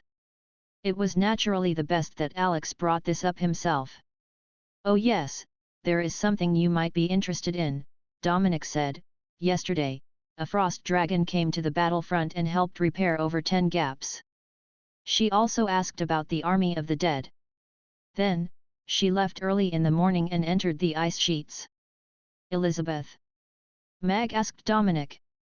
"From the front soldier's description, it most likely is her." Dominic nodded. Mag looked solemn and continued to ask, "Where is the exact location that she entered the ice sheets?" "You want to go into the ice sheets to look for her?" Dominic looked at Mag with shock. "She is very important." Mag nodded and added, "Perhaps, she can become our trump card to deal with Rankster." After searching for so many days, this was the first time that Mag heard news about Elizabeth. The bad news was she had entered the ice sheets and she went in the morning. "I'll get the soldiers who watched her leave in the morning to come here," Dominic said. "It's fine. Just get someone to bring me over there. Things might be different if we change the location." Mag shook his head. "All right." Dominic called his adjutant over and asked him to bring Mag and Irina to meet the soldiers who saw Elizabeth. Irina followed Mag with a solemn expression too. There was danger everywhere in the ice sheets. Be it Thulhu or Josh, they were all extremely dangerous. Moreover, even if she found Rankster, he had already lost his rationale and was an even more dangerous being. Soon, Mag met the engineer corps that bumped into the frost dragon. From their description, Mag could basically ascertain that it was Elizabeth who had been missing for a long time. A tall and lean sapper pointed at the white ice sheets and said, "My lord, she flew towards that direction." "I'm very sure of that." "Before she left, did she mention where she was going?" Mag asked. "No. She seldom talked. She only asked about the army of the dead, but we knew nothing about it, so we didn't tell her anything." That soldier shook his head. "All right." Mag nodded and turned around to say to the adjutant who had brought them here, "Tell the marshal that I need to go into the ice sheets. He will have to write the letter." Chapter 2162 After the Storm. Lord Alex. The godlike man. He actually went straight into the icy plains. "Is the Lord going in just like that? Nothing will happen, right?" one sapper asked worriedly. "That's Lord Alex you're talking about. He was the one who warned us about the devil. What could possibly happen?" "Yet. With the Lord's powers, there's no issue going in and out of the icy plains 7 times. On top of that, the beautiful lady beside him must be Princess Irina, right? She's also a legendary powerhouse." The sappers discussed softly and excitedly. "Get back to work quickly," an official shouted. However, he could not help but gaze deep into the icy plains, with hope in his heart. Lord Alex was probably the only one in this world with such great powers that he could go anywhere in the world. "It has been more than 5 hours since she set off in the morning. The icy plains are so wide and she's flying in the air. How do you intend to find her?" Irina asked Mag, who was standing in front of her. "She must have come to the icy plains after hearing about Rankster and is trying to find out news of the army of the dead from the borders." Mag looked forward and said, "It's very difficult to try to find Elizabeth, but finding the large-scale army of the dead is easier." Irina nodded and did not ask further as she looked ahead just like Mag. The icy plains were huge and the purple-striped griffin had flown for 3 hours, but Mag had only discovered 3 locations where the skeletons were hidden. Each location had around 50,000 skeletons. This time, Mag and Irina did not attempt to raid their nest. Instead, after ensuring that there were no traces of battle or signs of Elizabeth, they left silently. As time went by, hope grew smaller. Mag watched the storm ahead that was coming towards them. There was ice and frost within the blades of wind, slicing its way through the icy ground. Mag was about to make Ozzy go around the storm to continue their search, when Irina called out to Mag, "Hang on." She pointed at the storm and said, "Look, is there something behind the storm?" Mag looked in the direction Irina was pointing at and squinted. After that, his eyes widened. Behind the storm, was a large silhouette flying, but it appeared to be in a battle. "Ozzy, go through the storm," Mag ordered. "Howl!" The purple-striped griffin let out a long howl and flapped its wings as it transformed into a bolt of purple lightning dashing towards the storm. The frost dragon with a wingspan of more than 100 meters flapped its wings as it dodged the ice spears flying toward it. There were several large bloody holes on its white wings, and there was even an ice spear that was stuck that did not manage to pierce through its wing. Below her, were tens of thousands of skeletons from the army of the dead. The tens of strong skeletons leading the troop were holding ice spears in their hands. They looked up at the frost dragon and threw out the ice spears. Behind her, were two dried, ancient giant dragon corpses. They were staring at her with blood-red eyes. Their wings were bigger than that of the frost dragons, and they blocked all her escape routes. Judging from her injuries, these two dragon corpses did not appear to be something to be trifled with. Elizabeth was a little anxious. Initially, she just wanted to go closer to the army of the dead to investigate and then leave as she had done before. She did not expect to be discovered, and now these two dragon corpses even blocked her way. These two dragon corpses were above the 9th tier before they passed away. Although it was difficult to tell what tribe they were from, they had a very strong skeleton, and after being demonized, they still had the power they had while they were alive and were very difficult to handle. On top of that, among the ancient corpses on the ground, many were 10th tier powerhouses. Even if she had risen to the skies, she was still very severely injured. She was in despair since she did not manage to find her father. If she could not leave this place now, she might not get the chance to anymore. She was losing blood very quickly, and she was already at the limit of her physical and magical abilities. No one on these icy plains could help her. She could only take the final gamble. Howl! Elizabeth let out an angry howl. She flapped her wings and the cold air around her congregated. Countless icicles the diameter of a bowl formed and rained down. At the same time, she activated her frost domain. The flying ice spears and two dragon corpses slowed down significantly as though the air was frozen. Now! Elizabeth's eyes lit up. She spat out a crystal-clear ice ball which exploded instantly, enveloping her injuries like a gel. At the same time, she flapped her wings hard and turned to fly toward the storm. The storm was her only hope. The spears from below were the ones that could deal her with the fatal blow. The ancient corpses broke free from the restraints of the frost domain and attempted to pursue Elizabeth. However, they were slowed down and lost their chance. Elizabeth was confident that she could escape from the two rather slow dragon corpses. However, just then, a sharp sound pierced through the sky from below. Elizabeth looked down instinctively and was shocked. A golden spear shot up from below, tearing the space apart as it flew towards her with horrifying force. The frost domain was shattered instantly. It did not even manage to slow the golden spear down at all. At this moment, Elizabeth felt death looming over her. However, she was not fearful. She was just filled with regret and worries. She was regretful that she was unable to meet her father again. She wanted to see him again no matter what he had become. She was worried that Mia could not live on properly. These fellows were indeed scary. Elizabeth wondered if the Allied forces, which were put together at the last minute, could pull through. That was all. Elizabeth laughed in self-mockery. She did overestimate herself, but she had no regrets. She took a deep breath and awaited the final moment. At the same time, she took a look at this world for the last time. After that, she saw a bolt of purple lightning passing through the storm, as well as a ray of light traveling at an even faster speed. Ding! A crisp sound echoed across the icy plains. The golden spear was knocked away by that white light. After that, it was split in half from its tip down.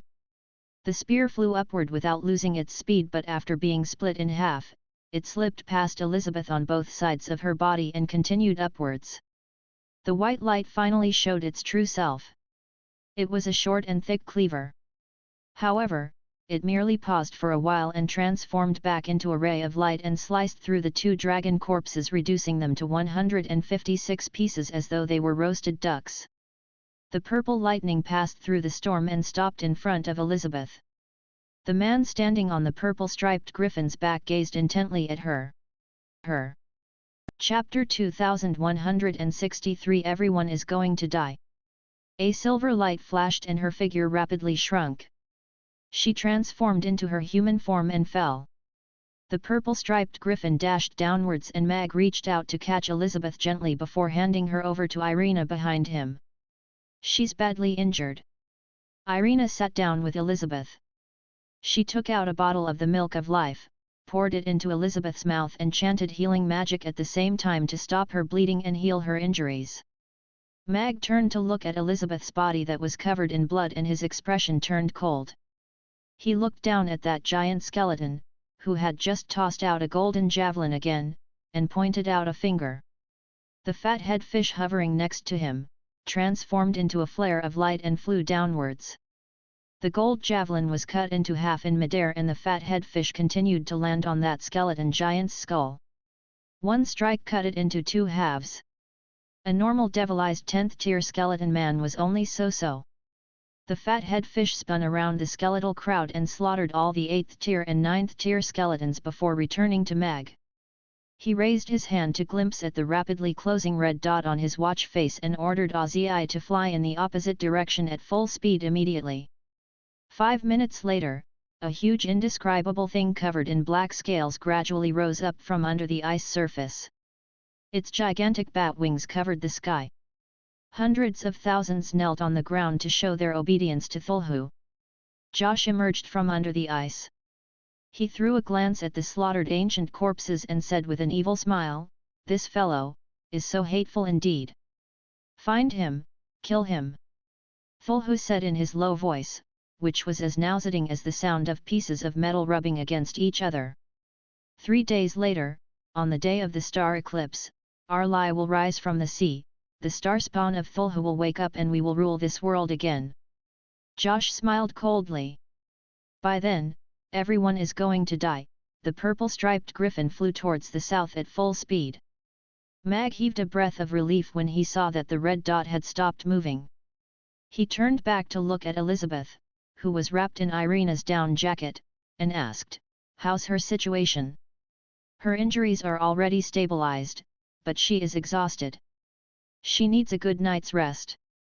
She also needs to recuperate for some time after she wakes up," Irina said with a relaxed expression. Mag nodded. If Irina said she was fine, then she would be fine. However, Elizabeth looked thinner than she was at the time she left. She should have suffered quite a bit during this period of time. She even almost died here just to find Rankster. He couldn't help but feel sorry for Elizabeth. "Do you think Rankster would recognize her if he sees her?" Irina asked. "I'm not sure. Even if he could, I'm afraid he can't control himself either." Mag shook his head. As the number 1 warrior under Thulhu and the only subordinate still alive, Mag didn't believe sending Elizabeth to talk to her father would get him out of Thulhu's control. Unless they could seal Thulhu first and reduce his control on Rankster. Perhaps, they could have higher chances then. The purple-striped griffin returned to the base smoothly. Dominic's adjutant arranged a room for Elizabeth, so that she could rest. "Are you going to the meeting room, my lord?" "Some of the lords have just arrived too," the adjutant said to Mag respectfully. Although he didn't know what happened when Mag entered the ice sheets, judging from the injured dragon girl, Lord Alex must have fought with those skeletons after he entered the ice sheets. Mag nodded. He also wanted to know who were the ones that had arrived so quickly. "Dominic, how could you let Elizabeth enter the ice sheets? Don't you know how dangerous the ice sheets are? She's still a child." Mag could hear Louis' furious voice coming through the semi-closed door before he reached the meeting room. "Louis, although I'm in the north, I only received the news this morning and she had already left by then." Dominic's voice could be heard. "You, this is... Sigh. Louis sighed hard before he said with frustration, I want to go into the ice sheets. Alex has already gone there. You'd better wait for him to return. You know nothing about the ice sheets. If you get caught in the devil's trap, we will have another powerful enemy. Dominic tried to stop Louis. Wait for a while longer. Douglas' low voice sounded too. You can afford to wait. I can't. Louis slammed the table and stood up. Rankster is already in that state now. He only has 2 daughters. Mia is safe in Chaos City. But how can your conscience rest if something happens to Elizabeth? Mia. Mag, who was about to push open the door, finally understood, apart from feeling a little shocked. Mia is Rankster's daughter too. Isn't she a golden dragon? Irina was slightly shocked too. Perhaps you have forgotten. Rankster is a hybrid of the frost dragons and the golden dragons. Even though Elizabeth is a frost dragon and Mia is a golden dragon, this doesn't affect the fact that they are half-sisters. Mag explained. No wonder, Elizabeth, who was distant to everybody, was close to Mia like they were sisters. There was a reason why the noble frost dragon's princess taught the lowly half-dragon how to fly and fight. Then, Rankster is really a jerk. Irina pressed her lips together. He only procreated them, but he never took part in their upbringing. He has missed out on his daughters' whole lives and gotten them into sticky situations. Mag remained quiet. Rankster was indeed an unqualified father. However, on the day they fought, Mag could see the struggle in Rankster's eyes when he heard Elizabeth's name. Mag couldn't bring himself to criticize him too hard. Thulhu wasn't released by him. Mag was very sure about that. I've brought her back. Mag pushed open the meeting room's door and walked in. The heated meeting room quieted down and everyone's gaze landed on Irina and Mag, who was standing at the door. Besides Louis and Douglas, Jonas and Babla were also in the meeting room. Louis went up and asked Mag with concern, where is she? Is she injured? Douglas was also staring at Mag. She's injured, but we have already taken care of her injuries. We've already arranged a place for her to rest and she's resting right now. Mag nodded. Babla patted her non-existent breasts and softly murmured, that's great. I was worried for big sister Elizabeth. I'll go see her later. Thank goodness. Louis heaved a breath of relief and cupped his hands at Mag and Irina to show his appreciation. Douglas' tense expression was obviously relaxed too. He asked Mag, did she meet the ancient corpses? Mag nodded. She met an army of the dead that numbered around 30,000. She was trapped by 2 zombie dragons and injured by a javelin thrown by an ancient corpse on the ground. There are zombie dragons. Everyone in the room was shocked. The intel on the army of the dead had been constantly updating recently, but none had mentioned that the other party had flying troops.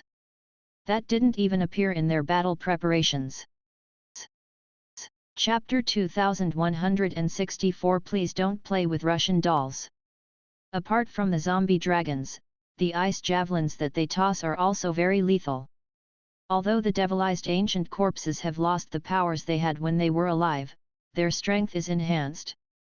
Irina continued speaking, I checked on Elizabeth's injuries earlier. The ice javelin is very powerful and it will also leave the evil aura on the wound, aggravating it and making it harder to heal. How do we resolve the evil aura then? It's impossible not to get hurt in battle, Dominic asked. Irina shook her head gently. I've used the holy light to eradicate the evil aura, but there are very few light magic casters and I can't treat every single injured person. We've got to think of a solution. Everyone frowned. The inability to treat the injured would be an extremely huge damper to the troops' morale. They had to find a solution as soon as possible. Perhaps, we could try dissolving the cinnabar in water or glutinous rice water to treat the injuries. Since they have an amazing effect on the ancient corpses, perhaps they could counteract the evil aura, Mag said. All their eyes lit up. This was quite a good idea. There would be cinnabar and glutinous rice sent to the front constantly later. It would be great if these two items are really effective. I'm going to take a look at Elizabeth. Babla got up and nodded to Mag and Irina as a greeting before leaving. Mag closed the meeting room's door and sat down on a chair. He said to Lewis and Douglas, "The frontline fortifications constructions need your help urgently. You want us to take part in construction?" Lewis frowned. "Isn't that the job of the dwarf craftsman?" Douglas was also rather taken aback. It seemed like Dominic hadn't told the two of them the situation at the front line. Mag said, "The dwarf craftsmen haven't reached the north yet. They are needed more in the forging of weapons. There are hundreds of holes in the north side of the Gus Mountains that need to be filled. It will take 10 days to fill them if we depend on the Roth Empire's sappers, so we need you giant dragons to help out." After a moment of pondering, Douglas asked, "How many giant dragons do you need?"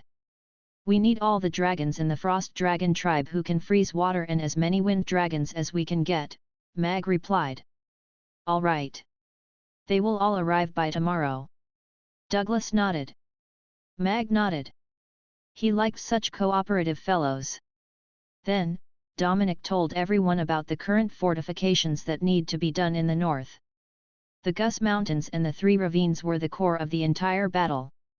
They would use their defensive advantage to exterminate the 1 million army of the dead at the Gus Mountains and not let any one of them escape. It wasn't an intricate plan, but they simply had no other choices. However, after listening to Dominic's arrangements, everyone had a deeper understanding of the importance of the fortifications before the battle. This was a plan that couldn't fail, so they had to make sure there were no mistakes at all. "I will get the golden dragons to come in earlier too. You can give them orders if necessary," Lewis said. "The cannons stored at Chaos City need to be transported to the front. Let them bring a batch over," Mag said to Lewis. "All right."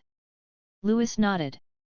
"Other than living things, why don't we use spatial storage equipment for transporting goods and supplies?" Jonas, who had been quiet, asked his very first question. "The spatial storage equipment is limited and the goods and supplies needed for an army that number in the millions is a huge number," Mag said. He had thought about that solution before, but even Irina's space magic ring could only hold 30 cannons and her space magic ring was full right now. Moreover, spatial stones were very precious. Even the magic casters couldn't have one each. "Oh, I see." Jonas nodded thoughtfully before taking out a palm-sized box. He opened the box to take out another box, and then opened that box to take out another one. There was still another box in that box. "Please don't play with Russian dolls." Mag was tempted to remind him of that. Jonas took out 10 little boxes, pushed them all forward and said, "These are all large spatial storage equipment. Each of their spaces is as big as this hall. I can lend them to you for temporary usage. They're so big." Everyone looked at the row of little boxes with brightened eyes. Spatial magic casters were as rare as the light magic casters, and the materials to make spatial storage equipment were equally precious. It wasn't common to see such a huge spatial storage equipment, but Jonas took out 10 of them at once. "Thank you so much." Mag cupped his hands. He knew very well what an important role these 10 gigantic storage boxes would play. Using them to deliver the cannons and ammunition could not only reduce the attrition and collision, it could also save immeasurable manpower and resources. It was even easier and faster to travel with them. The Norland continent was vast. Assembling all the races at the north needed a few days, and transporting Impedimenta 1 and supplies was an even bigger problem. These 10 boxes could be used to transport the most urgent supplies like cinnabar powder, peachwood arrows and cannons. Douglas and Lewis wanted to visit Elizabeth, and Mag invited Jonas to go out with him. Jonas was invited by Mag to come to the front line in advance. Building the seal spell formation was their top priority, and only Jonas could do it. Jonas asked as he followed Mag out of the Great Hall, "The materials to build the spell formation are all in place and the spell formation masters have all arrived. Has Mr. Alex decided on the location? Please follow me." Mag whistled to summon Ozzy. He leaped onto the griffin's back first and then invited Jonas up. The griffin took off and flew around the Gus Mountains once. This was the first time Jonas saw the Gus Mountains fully, and he couldn't help lamenting. If this mountain range wasn't here, the Norland continent would have no means to defend itself. Where do you think we should place the spell formation in this defense line that is hundreds of kilometers long, Master? Mag asked Jonas. Jonas smilingly said to Mag, the important part is not the location of the spell formation, but how to lure Thulhu into the seal. I think you already know where to set up the spell formation. Mag pointed at the ravine at the left and said, I intend to set up the spell formation there. Then, how do you intend to lure it into the spell formation? On the day of the battle, I will be guarding over it. I bet Thulhu won't think that I will be guarding over the spell formation, Mag answered with a smile. He had done several simulations, but they were all discarded by him. Therefore, he could only try the 1,000-layer cake theory and give it a shot. I need you guys to create distractions at 10 locations on the Gus Mountains at the same time. The ones on the left and right valley have to be bigger, Mag said. Jonas could not tell what Mag had up his sleeve. However, Mag was the chief commander, so he had the last say. Jonas nodded and said, all right. We will begin tonight. Thank you. Mag brought Jonas back to the commanding station and got Dominic to fully support Jonas in his job. Lewis, how's the investigation going for the mahogany forest within the Dragon tribe's borders? Mag asked Lewis, who was about to leave. Lewis looked at Mag and said, Jinx reported that the mahogany forest was located 500 kilometers northwest of the Golden Dragon Island. Its scale should be able to support this battle. The Orcs and Elves woodcutting team have already arrived. If the other races require, they are to send their men over to get the wood. All right. Mag nodded. This was a piece of good news. Mag and Dominic had discussed the issue of the mahogany before. The Roth Empire had collected a large amount of mahogany, but it was still insufficient. Ding! Ding! TSSSS iron materials were hit by metal hammers. The bright red-hot iron entered the water and the loud hissing resounded throughout the workshop. Thousands of blacksmiths from the various races were making cannons fervently. Lulu waved his giant hammer around in the air like an ox that did not feel tired, pounding the iron pieces on the forging table. Mabai, who was standing at the side, was zoning out as he stared at the cannon that had just been made on the forging table beside him. This is good stuff. You guys will be able to make it too in another 2 days, the blacksmith beside them said with a laugh as he patted the cannon when he saw Mabai's expression. Good stuff indeed. Mabai nodded. He swallowed. He could not be even more familiar than he already was with this stuff. After Lulu got better, he had taken up most of the forging work in the shop and he studied how to forge a better cannon almost every day. However, he did not expect to get the work of forging a cannon the moment he entered the factory. Mabai was in a little trance as he looked at the majestic black cannon. Is this developed by the city lord's castle?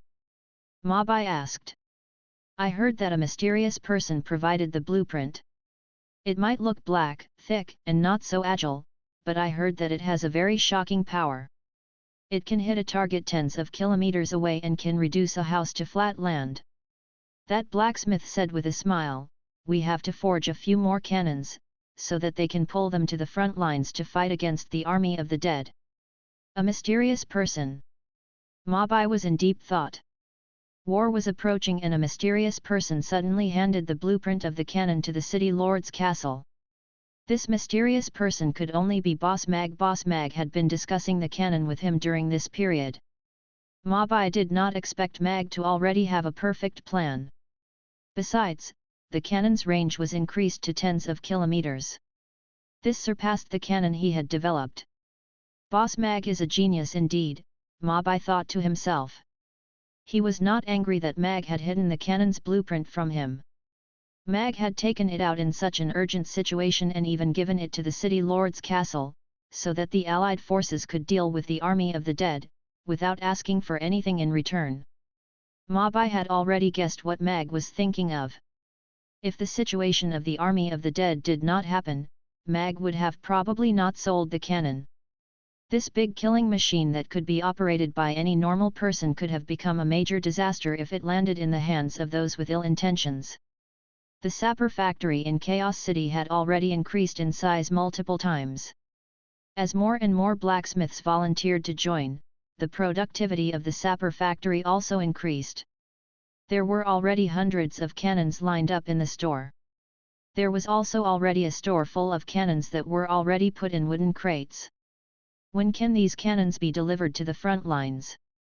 Michael asked the person in charge of the sapper factory as he walked out of the store. Sir, the cannons are here and can be delivered any time. The person in charge looked at Michael and said with a shake of his head, however, the cannon is more than 10 tons in weight and there are very few flying steeds that can take such weight. A two-way trip to the front lines would take 2 days and we can only deliver one cannon at a time. Michael frowned. What about going by land? We would require a custom-made carriage to deliver it by land, but the road to the Roth Empire might not be able to take the weight. Most importantly, if we travel by road, even in the best-case scenario, it would require 10 days to reach the front lines at the icy plains, the person in charge replied. Michael frowned. He thought for a while and said, I guess we have to get the help of the dragon tribe 10 days. The battle would have long been over by then. Chaos City's advanced force had already set off northward and the supporting troops were also on their way. Young mistress, the first batch of 3,000 cotton clothes have been received. Although the workmanship varies, they were all largely okay and there would be no problems in keeping warm, Mars said excitedly as he walked into the office, telling Gloria who was writing a letter. So quickly? Gloria said in shock as she looked up. Yes. Everyone was very passionate and were all requesting for more cotton to continue making the cotton clothes. Mars nodded. Gloria paced up and down her office excitedly. She said with a nod, ensure full supply of cotton cloth. This efficiency is comparable to our factories. It's not just comparable. There would be more cotton clothes ready tonight. You have no idea how many people in the city are making cotton clothes. Every family, young or old, is making cotton clothes. This is the first time I've ever seen it, Mars said with a smile. Now that the battle is impending, the soldiers still did not have winter clothing. After the city lord's castle's request was sent out, everyone from commoners to wealthy merchants started to respond to the call to collect the cotton cloth to make winter clothing for the soldiers. Everyone wanted to contribute to this battle.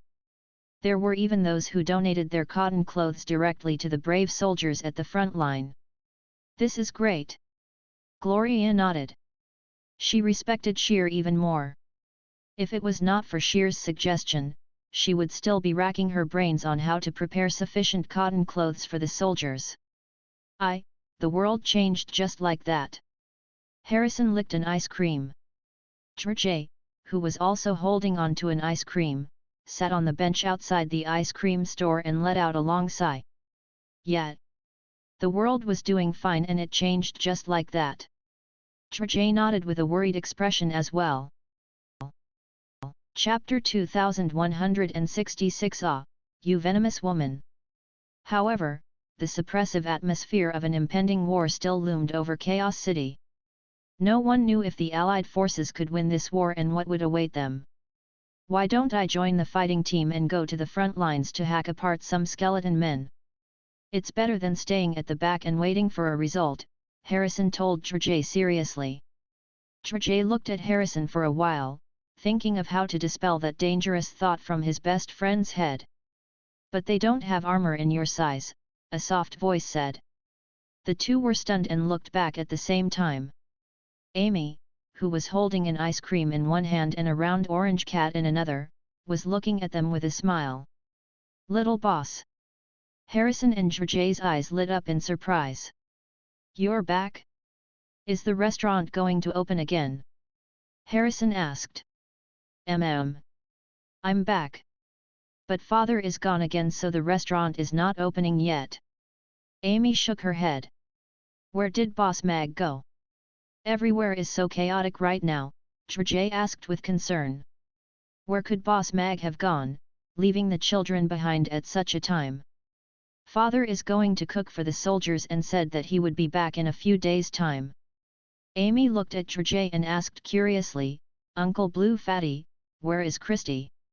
Did she grow taller? When can you bring her out for me to play with? Boss Mag is also at the front line. Harrison and Trajay were shocked. Christy has already started to talk but she can only make random sounds.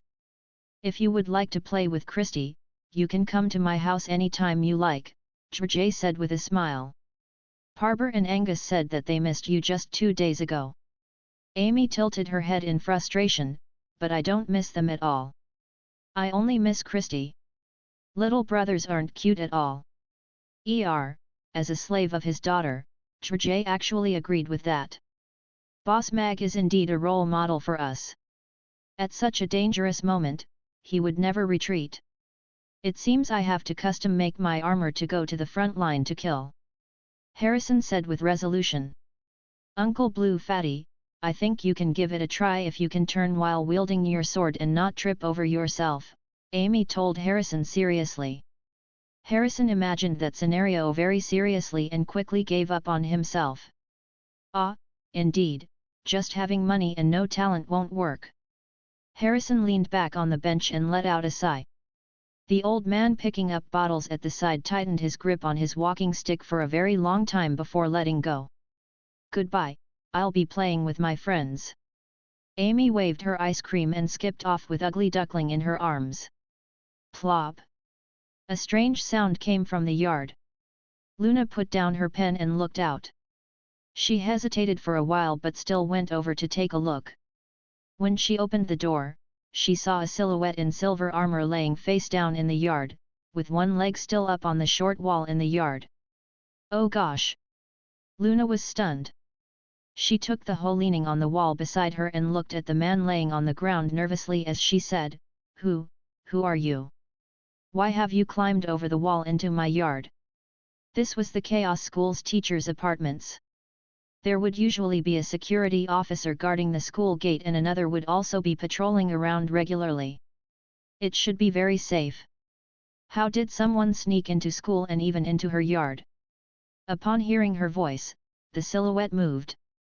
He pressed his palms into the ground, looking as though he was trying to get up.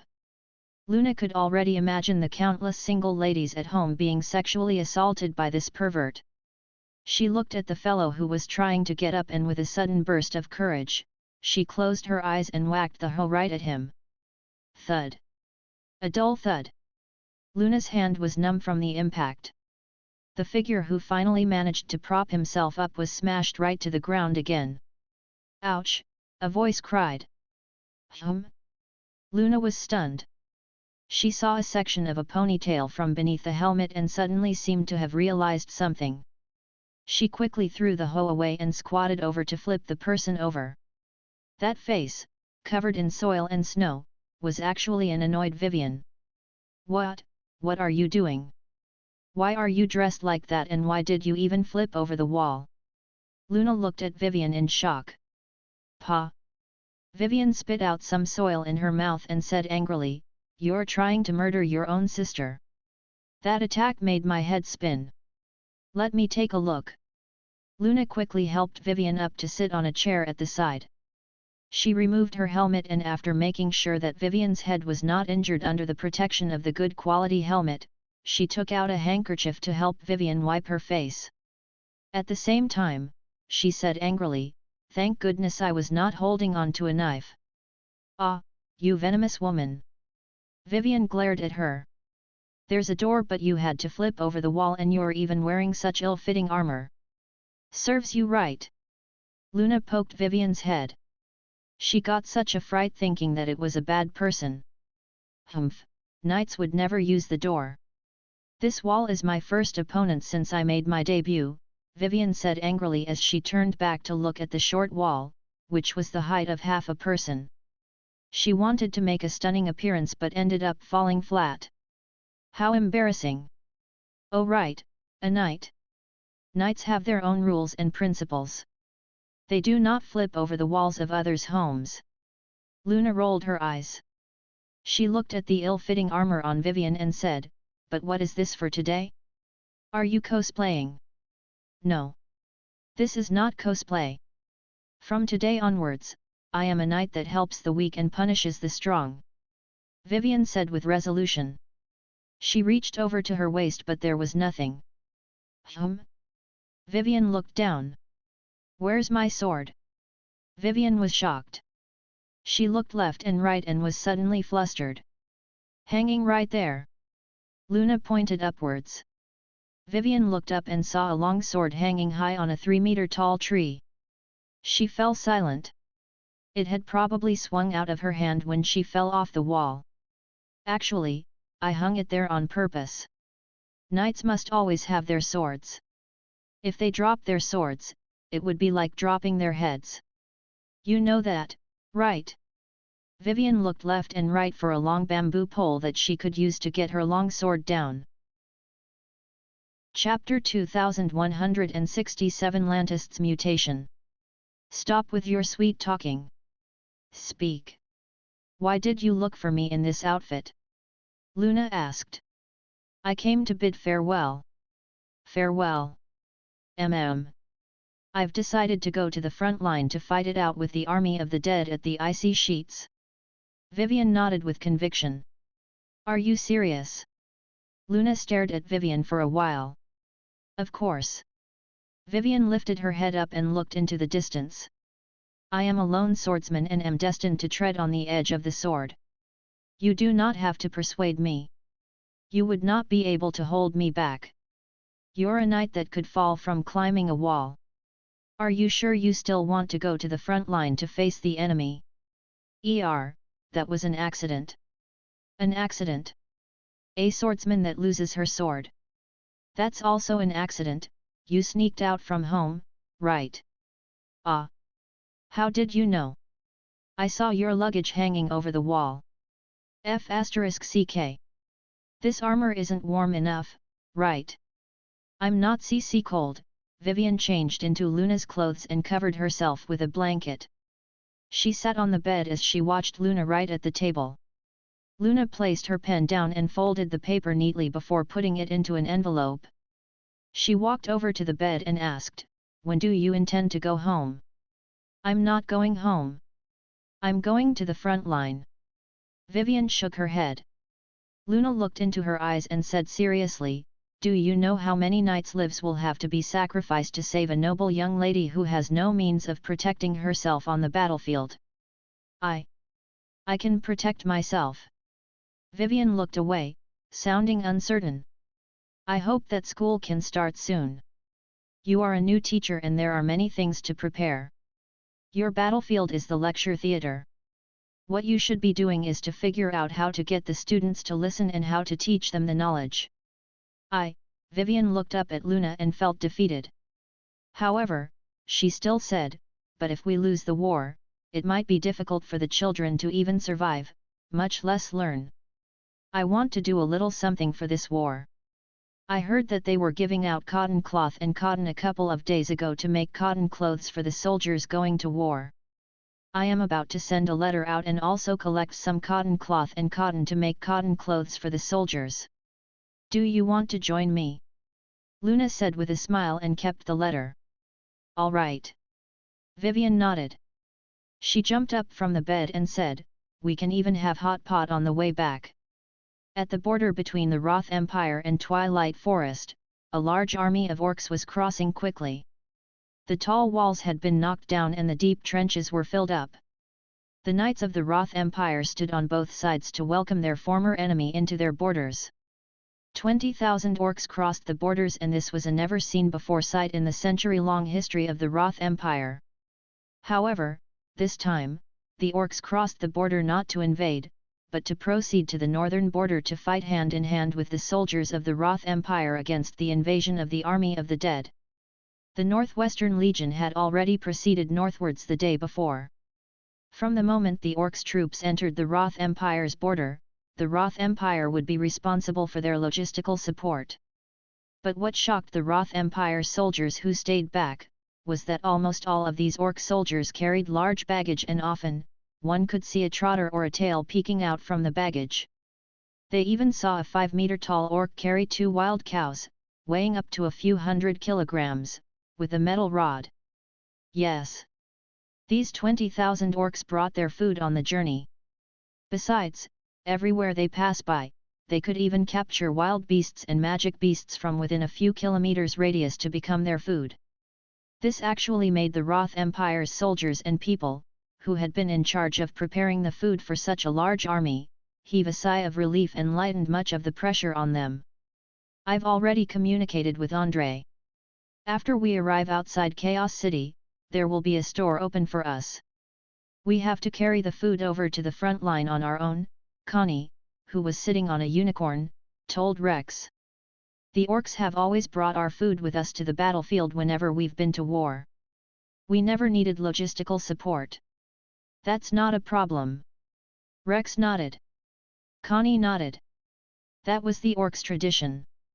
We have to ensure the troops' discipline.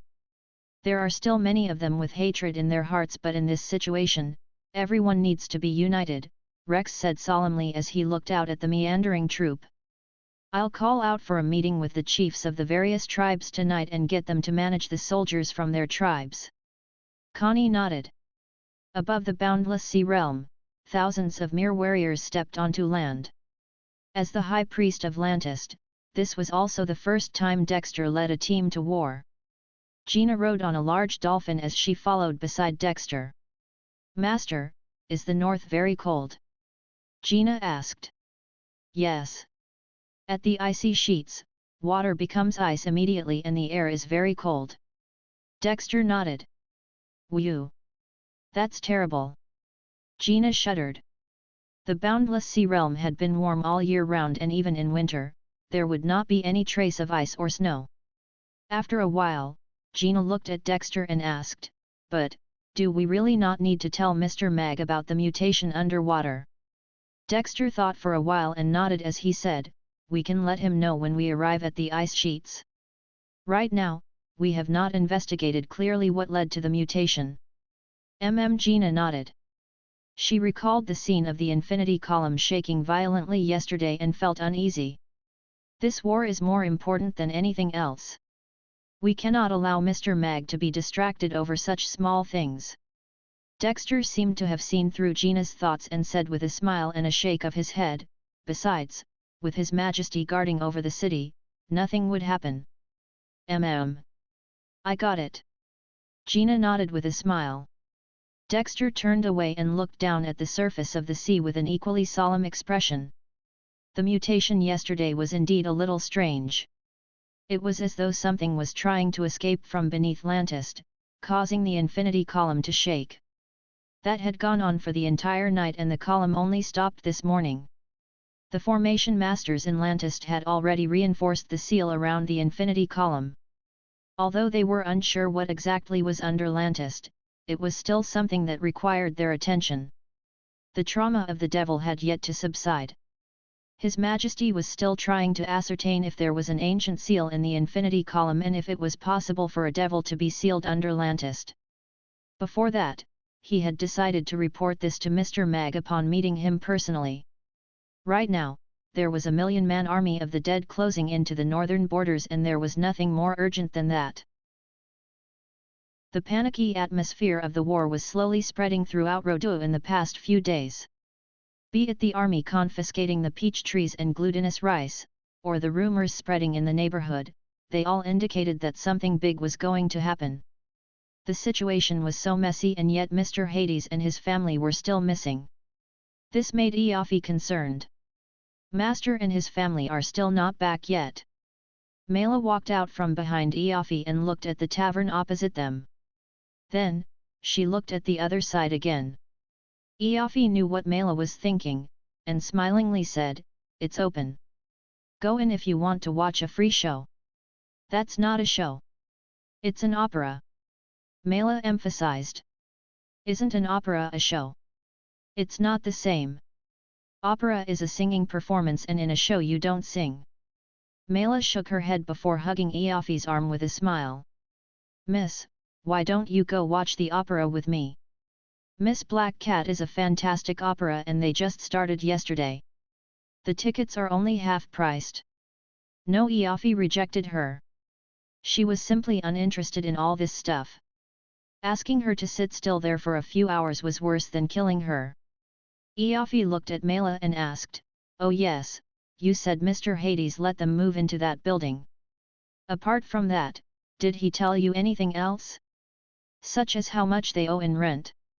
The opera troupe came quickly and they moved even faster. In 2 to 3 days, they cleaned the building up. They had even hung up the signboard yesterday and tried to start operating. She went to take a quick look yesterday. The stuff inside were mostly the old items left behind by the circus back then. After cleaning up, they repainted the stage, so the opera actually looked quite good. She wasn't interested in it, but Mela loved it. In the past 2 days, she kept going to the theater whenever she was free. She kept recommending it to people whenever she met someone. She was very into it. The tickets were not expensive. It was only 50 copper coins for one ticket, and half price for children. There was even a half-price promotion in the few days of their opening. Mr. Hades had over 100 commercial properties and this was the first one to be rented out. Therefore, many neighbors went to check them out. They all wanted to know how this opera house obtained special treatment from Mr. Hades. After the performance, the neighbors heaped praises on it. They had been talking about the story of Miss Black Cat for the past 2 days. A few middle-aged women would even tear up when they talked about the touching parts. They were engrossed in the show. No. Master only wanted me to pass the key and a letter to Maestro Vicky. I have read the letter. Master lent that building to them as the performance venue. He didn't ask for a rental fee. Mela shook her head. He didn't ask for a rental fee. Eofi was slightly taken aback. The commercial building that the opera house occupied was huge. Its size was comparable to a few normal commercial buildings. Although the layout was a little weird, given the Romo Street's rising property prices and rental, he could still earn hundreds of thousands of rental annually just by changing the layout. However, Mr. Hades simply lent it to the opera troupe free of charge. Perhaps, Mr. Hades and Miss Vicky are friends? Or are there other reasons? Eofi thought. Mela let go of Eofi's arm and said, "Then, I'll go over by myself, miss. I have arranged with the maestro. She can give me a maid's role." "You're going to be an actor?" Eofi looked at Mela judgingly. I am just acting a small part." Mela blushed. "Go ahead. Remember to come back to cook dinner tonight." Eofi waved her hand. "Yes." Mela smiled and skipped towards the theater. Eofi smiled with exasperation as she watched Mela's back. This girl wants to learn everything. Mela ran into the theater. She had gotten familiar with everyone in the theater in the past few days. She greeted all the actors with familiarity before sitting on a seat at the side and watched the actors rehearse with her chin propped on her hands. The actors in the Black Cat opera troupe were already used to this little one coming over to watch them every day. The majority of them also did that too before they became part of the troupe. They could see the love in Mela's eyes. To become an opera actor, such emotions were very important. Moreover, the maestro seemed to like this maiden, so nobody said anything. Vicky came from backstage and said to Mela in the seating area, "Mela, you're here." Mela quickly stood up and nodded. "Yes. I came to watch all of you rehearse." Vicky went over, looked into Mela's eyes and asked, "Do you really want to learn how to sing opera?" Although the maestro wasn't tall, Mela still felt stressed when she stared at her. After thinking about it seriously, she nodded. "Yes. I want to learn how to sing opera." Learning how to sing opera is very tough. You can't become a good actor without putting in 3 to 5 years of time, Vicky said calmly. They have learned opera for almost 2 years and they are still novices. There's a long road ahead of you. They only just started to sing opera. Mela was shocked. She felt these big brothers and big sisters were great, but in the maestro's eyes, they were just novices.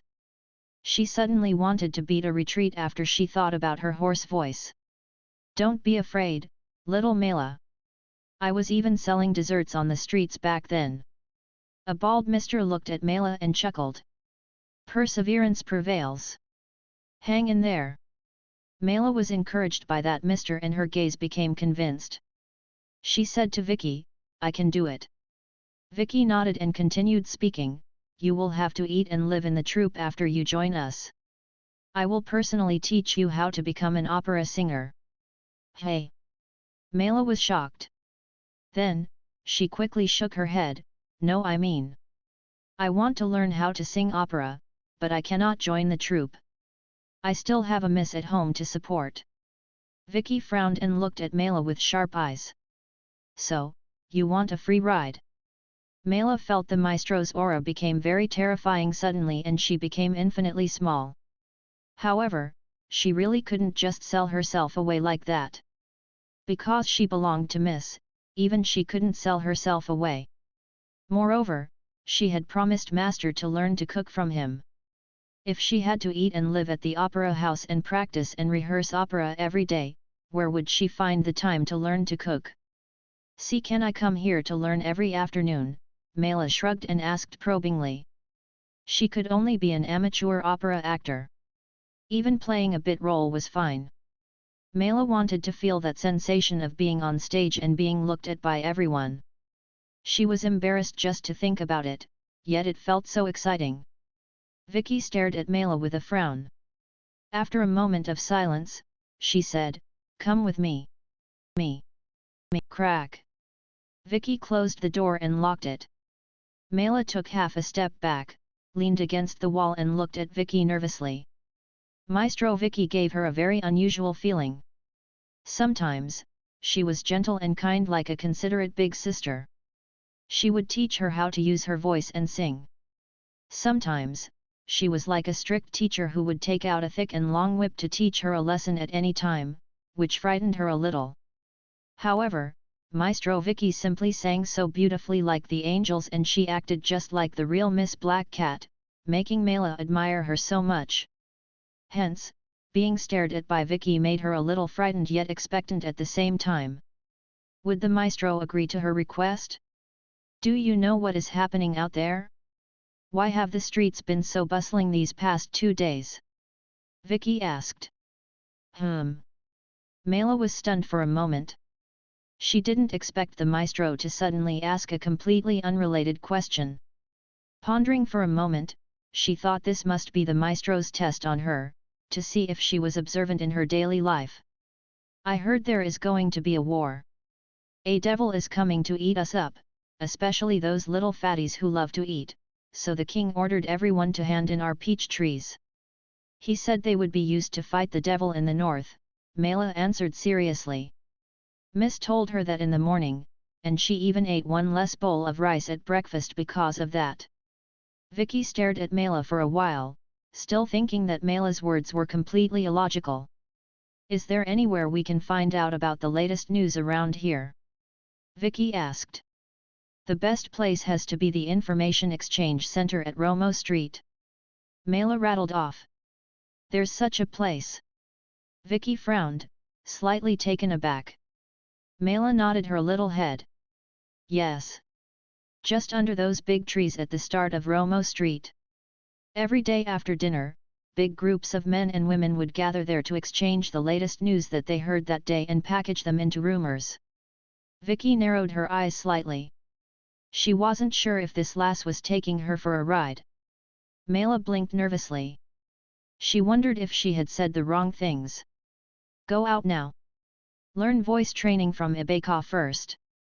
Vicky pressed her fingers on her temples and gestured for Mela to leave. All right. Mela nodded happily and went out. Seemed like the maestro had agreed to let her stay. Seems like I have to go take a look at it myself. Vicky removed a small jacket from the clothing rack on her tiptoes and put it on. Then, she put on her hat and took a few silver coins before going out. Maestro, are you going out? Mr. Ibeka, who was teaching Mela voice training, asked Vicky, who was wearing her jacket. Yes. I need to run an errand. Cancel the afternoon performance. You guys take the afternoon off, Vicky said and left without a backward glance. The actors who were rehearsing looked at one another. Why was the maestro taking a break when they had just opened for the second day? One had to know that these 2 days were the greatest time of their career. Last night, the number of people who came to watch the show was over 20. Even though most of them were the neighbors, they were still very touched and even cried over the 500 copper coins they earned from the tickets. Although there were only 8 people who came to watch this morning's performance, it was expected as it was the morning show. The afternoon and night's performance should be better. The maestro was the soul of the opera. Miss Black Cat couldn't go on without her. All right. Continue practicing, everyone. Let's give the audience a fantastic opera tonight. Ibeka clapped his hands, making everyone continue with their practice. Vicky went to the trees at the start of the street first. Indeed, the old men and women began to gather there after lunch and they started talking about the shocking rumors. Vicky pressed down the brim of her hat and listened at the side. It was indeed the birthplace of rumors. Within 20 minutes, she already heard how a simple piece of information was processed into shocking rumors. However, the old misters and old ladies' topics never ventured beyond 3 blocks of their neighborhood. Vicky got up quietly and stood at the beginning of the street for a while before she hailed a horse-drawn carriage. Go to the nearest intel center, Vicky said. Alrighty, the coachman answered. Vicky got off the carriage 10 minutes later and looked at the small intel center in front of them. She paid the coachman and walked into the center. After another 10 minutes, Vicky walked out from the center with a craft paper bag in her hands. She hailed another horse-drawn carriage and returned to the opera house. Vicky locked herself in her room and seriously read through the information about the devil and the war in the north. The devil and the 1 million army of the dead. Could it be the ancient invaders recorded in the ancient books? But, aren't they already all sealed up? Vicky frowned, her dainty fingers tapped on the information. This information was bought with 5 silver coins, so the content was very limited. However, the busyness in Roduz City in the past few days was indeed related to the devil. However, all the races had already formed allied forces to go to the north to defend against the devil and army of the dead. In the past 2 days, the garrison had been collecting peach trees and glutinous rice from every family to send them to the front. Those who dared to keep them would be charged with treason. What should I do? If it's really the invaders that were sealed in the ancient times, should I report to Grandpa? Vicky propped her chin on her hands in a dilemma. She hadn't done anything great yet after she ran away. Why did the idiotic devil have to come about now? Darned it! Vicky clenched her fists tightly. She didn't want to care about the invaders, but what if the big idiot destroyed the Norland continent? Who was going to watch her opera then? She had just sworn to create the most successful opera troupe. She had also just found a theatre that they could stay in for a long time and an adorable audience, but this just had to happen. No, I have to go see for myself. I can't expose my location, otherwise, Grandpa will definitely send someone to bring me home. Vicky got up and walked to the corner of the wall and gently knocked twice. Crack! It was a crisp mechanical sound and a small door bounced out from the wall, revealing a small cabinet. There were 2 items in the cabinet, one of them was a shiny silver watch that looked very technologically advanced and the other was a silver metallic rod. Vicky took that silver watch and put it on her wrist with a slap. The wristband tightened by itself until it fitted her perfectly. The watch face lit up and a virtual screen popped out.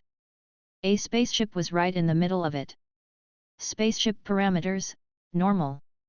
A row of small words drifted across it. Vicky pulled down her sleeve and covered the watch before picking up the silver metallic rod and put it in her small bag. Cancel tonight's performance as well. Let's take the day off, Vicky said before going out again. Chapter 2170. It's so hard being the one in charge. Vicky crossed a hill and looked left and right. After ensuring that there was no one, she took out her watch and tapped on the virtual screen. The ground shook slightly, and in the mountain a little way away, the fallen leaves that had piled up started dropping and a silver spaceship rose as a blue flame shot out from below it. The spaceship hovered in front of Vicky. Vicky stepped on the spiral staircase and entered the ship.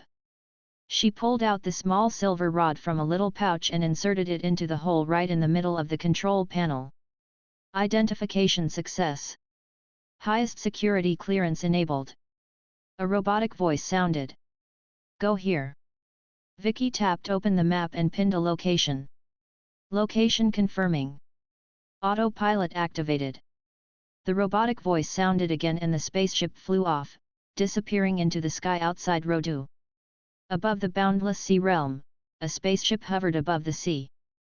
Xi stared at the data on the screen with a serious expression. The strange movement below Lantist had gained her attention. She had been observing here for a day. According to the ancient books, Lantist's sinking was related to Thulhu's old nest, Arlai. However, Arlai had sunk for countless years and was dragged down to the underground city straight away. It should have been completely isolated from the Norland continent. Why would there be strange movements? She had already reported the situation back to the underground city and was awaiting the reply. Just then, her gaze fell upon the virtual screen at the side. There was a bright red dot advancing quickly. It's the signal from Black Cat. Xi's eyes lit up and she quickly checked the map. Miss Vicky from the Roosevelt family had run away from home 3 years ago, and there had been no traces of her ever since. Xi came over to Norland continent this time to carry out the observation mission. Before she set off, the Roosevelt family requested for her to help look for Miss Vicky in the Norland continent and also passed her the tracking device for her to put on the Black Cat. However, over the past few months, this was the first time she ever got signals from the Black Cat. Previously, she thought that Vicky might not be in the Norland continent. However, judging from how things were, she probably just did not activate Black Cat for the past few months. Judging from the route, could she be going to the ice sheets? Vicky was stunned as she watched the super speedy spaceship. She hesitated for a while before activating her spaceship. The large spaceship rose to the skies from above the sea. After that, it flew northward at the speed of light. Vicky had already changed into her black combat uniform. She sat seriously in front of the control panel as she locked her eyes on the destination that was getting closer. The motive for her trip was very simple. It was to settle that troublesome intruder from the ancient times and then return to Rodu. If she could make it in time, there probably would not be a need to cancel the performance at night and the Black Cat opera troupe might be able to get the 1,000 copper coins in ticket revenue. I've seen in the ancient books before that the ancient invaders are very strong and could not be killed. Therefore, the previous inhabitants could only seal it at various places on the Norland continent. Can we kill them? Vicky muttered to herself worryingly. All of you devils are from ancient times, but the elder things back then definitely did not have such advanced technology. Give it a bolt of lightning first and then use the whole ship's power to send it into the skies. It'll be that simple, Vicky answered herself. But, stop being so wishy-washy. I'll control the ship later and you show the devils what absolute power is. The corner of Vicky's lips rose and there was excitement in her eyes. What is that? A horizontal line appeared on the screen, as though a wall had formed in the snow. The camera zoomed in and she could see that there were many humans busying themselves on the mountain range, building a wall and setting up spell formations. Can this wall stop the ancient invaders and million-man army of the dead? Vicky frowned. She had not seen the so-called Allied forces and did not even know if they actually existed. Who cares, let's just go and take a look. Vicky cancelled the autopilot mode and pushed the acceleration bar forward slowly. The spaceship increased in speed and flew across the Gus Mountains immediately. Mag, who was observing the ground terrain on a mountain, looked up at the sky. Although he did not manage to catch any trace of the spaceship with his eyes, he could feel something fly across the sky at that moment. Such speed and stealth effect meant that it was Xi, no doubt about it. However, why would Xi come into the ice sheets at this time? Was she intending to help the Allied forces eliminate some of the army of the dead soldiers before the battle? Mag and Xi were currently half-allies. Both of them had similar goals and information to share on Thulhu's matter. However, the information that was shared by Xi proactively wasn't a lot. It was difficult for Mag to request more information. For the past few days, he had no idea where Xi was and what she was doing. Also, he did not know why she would suddenly appear on the ice sheets and go in so deep. Of course, with the possibility of her battleship, as long as she did not go right in front of Thulhu, she could still play around in the ice sheets. Just when he thought of that, Mag saw his old pal, who was laying at the side, chewing on a bone. He couldn't help but feel a little envious. Ozzy was naturally a top-quality flying steed. One probably could not find a flying steed faster than it, even if it was a giant dragon. With its extreme speed, Ozzy, as a 10th-tier magic beast, did not have a very powerful attack. It could only spit out some thunder balls. Mag was rather curious about Xi's intentions to do with the ice sheets. However, he did not own the ice sheets after all, so it was not very appropriate for him to keep going in and out. He still had to be considerate to Thulhu's feelings. If Mag were to infuriate Thulhu, causing it to gather the army of the dead to the south, the Allied forces that were on their way would have to rush back home to fend for themselves. It's so hard to be the one in charge. Mag circled around the mountain and took out a pen and paper to draw a little. Based on the geographical terrain, he jotted down the rough areas and positions of the cannons to be placed. After that, Mag returned to Chaos City to bring the first batch of cannons to the front line. As for the main cannon, I'll still have to discuss it with Jonas and set up a protection spell formation for it. Mag put away his pen and paper and went down the mountain. At that moment, Mag suddenly looked up and squinted. Why is there another one? If the one before belonged to Xi, who could this one belong to? Could it be that the Elder Things had sent reinforcement? In that case, Mag had to go take a look. Ozzy. Mag whistled. Ozzy swung the bone it had been chewing on for half the day and took to the skies. This direction, full speed ahead. Mag pointed in a direction and ordered. Howl. Ozzy raised its head and howled. The runes on his wings started moving and Ozzy transformed into a bolt of purple lightning, disappearing into the horizon towards the ice sheets. This is like the battlefield during ancient times, and the various races battled it out here with the invaders. There were many deaths and ultimately, the invaders were sealed up. To think that their corpses would be used once again by the invaders to invade the Norland continent that they've once protected, another voice said. They are no longer the heroes who protected the Norland continent back then, but the puppets controlled by the devil. If they knew they had ended up like this, they would want us to destroy them. Vicky's spaceship hovered in the air. The weapon store was activated, aiming at the ancient corpses in the ravine. However, where is their controller? Vicky stared at the screen. The result from the radar screening only showed small red dots in the ravine and there wasn't any stronger life form found. The ancient invaders are what the older generation are afraid of. We should be a little more careful. I want to see how long it can stay hidden. Vicky pressed the red button by her hand. 4 missiles were launched at the targeted spot. They flew towards the valley and exploded hundreds of meters in the air, falling into the ravine as hundreds of mini bombs. Boom! Boom! Boom! As the bombs exploded and sparks flew, a mushroom cloud rose slowly. The ice mountains forming the valley collapsed with the eruption, reducing the valley into a piece of flat land. Ho ho! Interesting! Vicky was a little excited.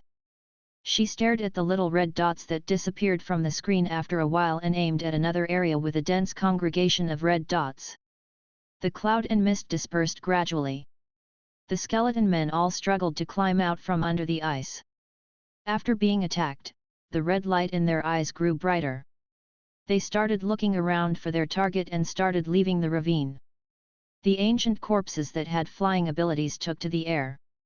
Tens of varying ancient corpses flew up into the sky, flying towards the battleship in the sky. "Come on! You disgusting fellows!" Vicky watched the ancient magic beast corpses that were advancing quickly. There were several zombie dragons among them. While she pressed the launch button, she pulled her joystick and switched to the battleship's heavy artillery. She aimed at the pouncing ancient corpses below and started her one-sided slaughter. Da da da! As the machine gun fired, the zombie dragons' heads exploded with every shot. The skeletons of the flying magic beasts fell apart mid-air. The battleship's extreme battle capabilities allowed Vicky to have the upper hand despite facing 50,000 ancient corpses from the army of the dead. Meanwhile, the bombs that were dropped previously in the ravine reduced the tens of thousands of skeleton men into ashes. When you get back, you can write an opera on Miss Black Cat wiping out the dead souls in the ravine. Vicky smiled as she watched the skeleton men below escaping in all directions. The army of the dead that the various races of the Norland continent were afraid of were merely like this. Speaking of which, it was still because the races in the Norland continent were too weak and the technology was too backward. They did not have any battleships, not to mention cannons. In this world, there was no skeleton man that a cannon could not resolve. If there was, then launch again. The Black Cat belonged to Vicky's grandfather. Vicky had been playing in the battleship ever since she was young, and at the age of 8, she had become the youngest captain among the Elder Things. Initially, she could only officially own this battleship and join the Elder Things Allied Defense Force at the age of 18. However, when she left home in the previous year, she took the ship out with her secretly. This was a spaceship that was at the same level as a battleship. However, Vicky also modified it on her own. Be it the power system or weapon system, the ship had already reached the standard of a battleship. On top of that, she had ample load. When she left home, she emptied half a fleet's worth of ammunition from the store. However, what does this button do? Vicky had fun for quite a while before her gaze landed on a rather striking white button. Self-destruct button. Do not press it unless in an extremely urgent situation, another voice replied gently. Don't worry. I won't commit suicide for fun. Vicky pushed the control bar to make the ship dive down. At the same time, she aimed at the escaping skeleton men and started shooting. Those that were too weak were naturally not within her target range. Only those skeleton men shining bright red had the right to take a shot from her. The skeleton men threw ice javelins at the spaceship but did not even leave a scratch on its surface. This was a one-way massacre. Where is that fellow hiding? Do you know what it looks like? Vicky looked around everywhere, including on the surface of the ice. The strange thing was, after being there for so long, the legendary ancient invader had yet to appear. The ancient invader is an indescribable thing. They have a horrifying appearance with an octopus's head, a jelly-like body that allows it to shapeshift, and large bat-like wings on its back. Its existence is rather illusionary. D. Unknown organism is approaching rapidly. Danger. The spaceship gave a warning signal and quickly went into auto-dodge mode. It sped off rapidly while releasing a bewitching bomb. Bam! However, there was a dull thud coming from above the spaceship. The spaceship was knocked downwards. Multiple warning icons appeared on the control panel. External covering damaged. Rapid drop in air pressure. Engine forestalled, backup engine activation failed. Vicky's head hit on the joystick during the collision, causing a bump on her head. It hurts. Vicky held her forehead, confused. Fly the spaceship upwards to the left quickly, it's here again, another voice said urgently. What? Vicky tried her best to grab onto the control panel. Before she could react, the spaceship was knocked downwards again. Slash! An ear-piercing tear came from above. The top of the spaceship had been torn. The spaceship started spiraling downwards uncontrollably. 1500M, 1200M, 800M. The alarms rang loudly as the spaceship dropped closer to the ground. The skeleton men that were scattered initially started congregating towards the spaceship. They hurled their limbs around, as though they were getting ready to enjoy a feast. Vicky was bewildered and at a loss. "Let me do it." A gentle and helpless voice sounded. The confusion in Vicky's eyes disappeared, as though she had become another person. She quickly pressed a few buttons and immediately, 3 of all the engines that had completely stalled whirred back into life. She held the joystick with both hands and pulled the joystick back up as she clenched her teeth together. The spaceship, which was spiraling down, climbed back up slowly, as it brushed past the surface of the ice just before it crashed. The ancient corpses that jumped up were hanging onto the front of the spaceship, hitting it hysterically. And at that moment, Vicky saw what was attacking them. It was an awe-inspiring frost dragon hovering in mid-air, staring at them with its blood-red eyes. Chapter 2172 Chapter, The Indestructible Fulhu. That was a fear that came from the deepest part of her soul when a giant dragon stared at her as if she was just an ant. "Didn't they say they're all corpses? Why is there such a powerful giant dragon?" Vicky's voice trembled slightly. It was this big guy that attacked the fighter jet. The most advanced fighter jet of the Elder Things actually couldn't evade it automatically. Although the spaceship regained control momentarily, many of its engines stalled and its exterior was severely damaged. It couldn't escape at full speed now. Fortunately, its weapon system was still functioning normally. Vicky pulled the weapon operating system without any hesitation and aimed the electromagnetic gun at that giant dragon. At the same time, 4 homing missiles were launched and they flew towards that frost dragon, crisscrossing as they went. Boom! The electromagnetic gun was fully charged and the artillery shell flew out from the barrel. The spaceship took the opportunity to fly backward in an attempt to get away from this giant dragon. 5 artillery shells were enough to turn everything in this region into dust. Even if it wasn't enough to handle this giant dragon, at least it could give her some chances to escape. This giant dragon was too powerful. It was so powerful that Vicky lost some of her determination to battle it.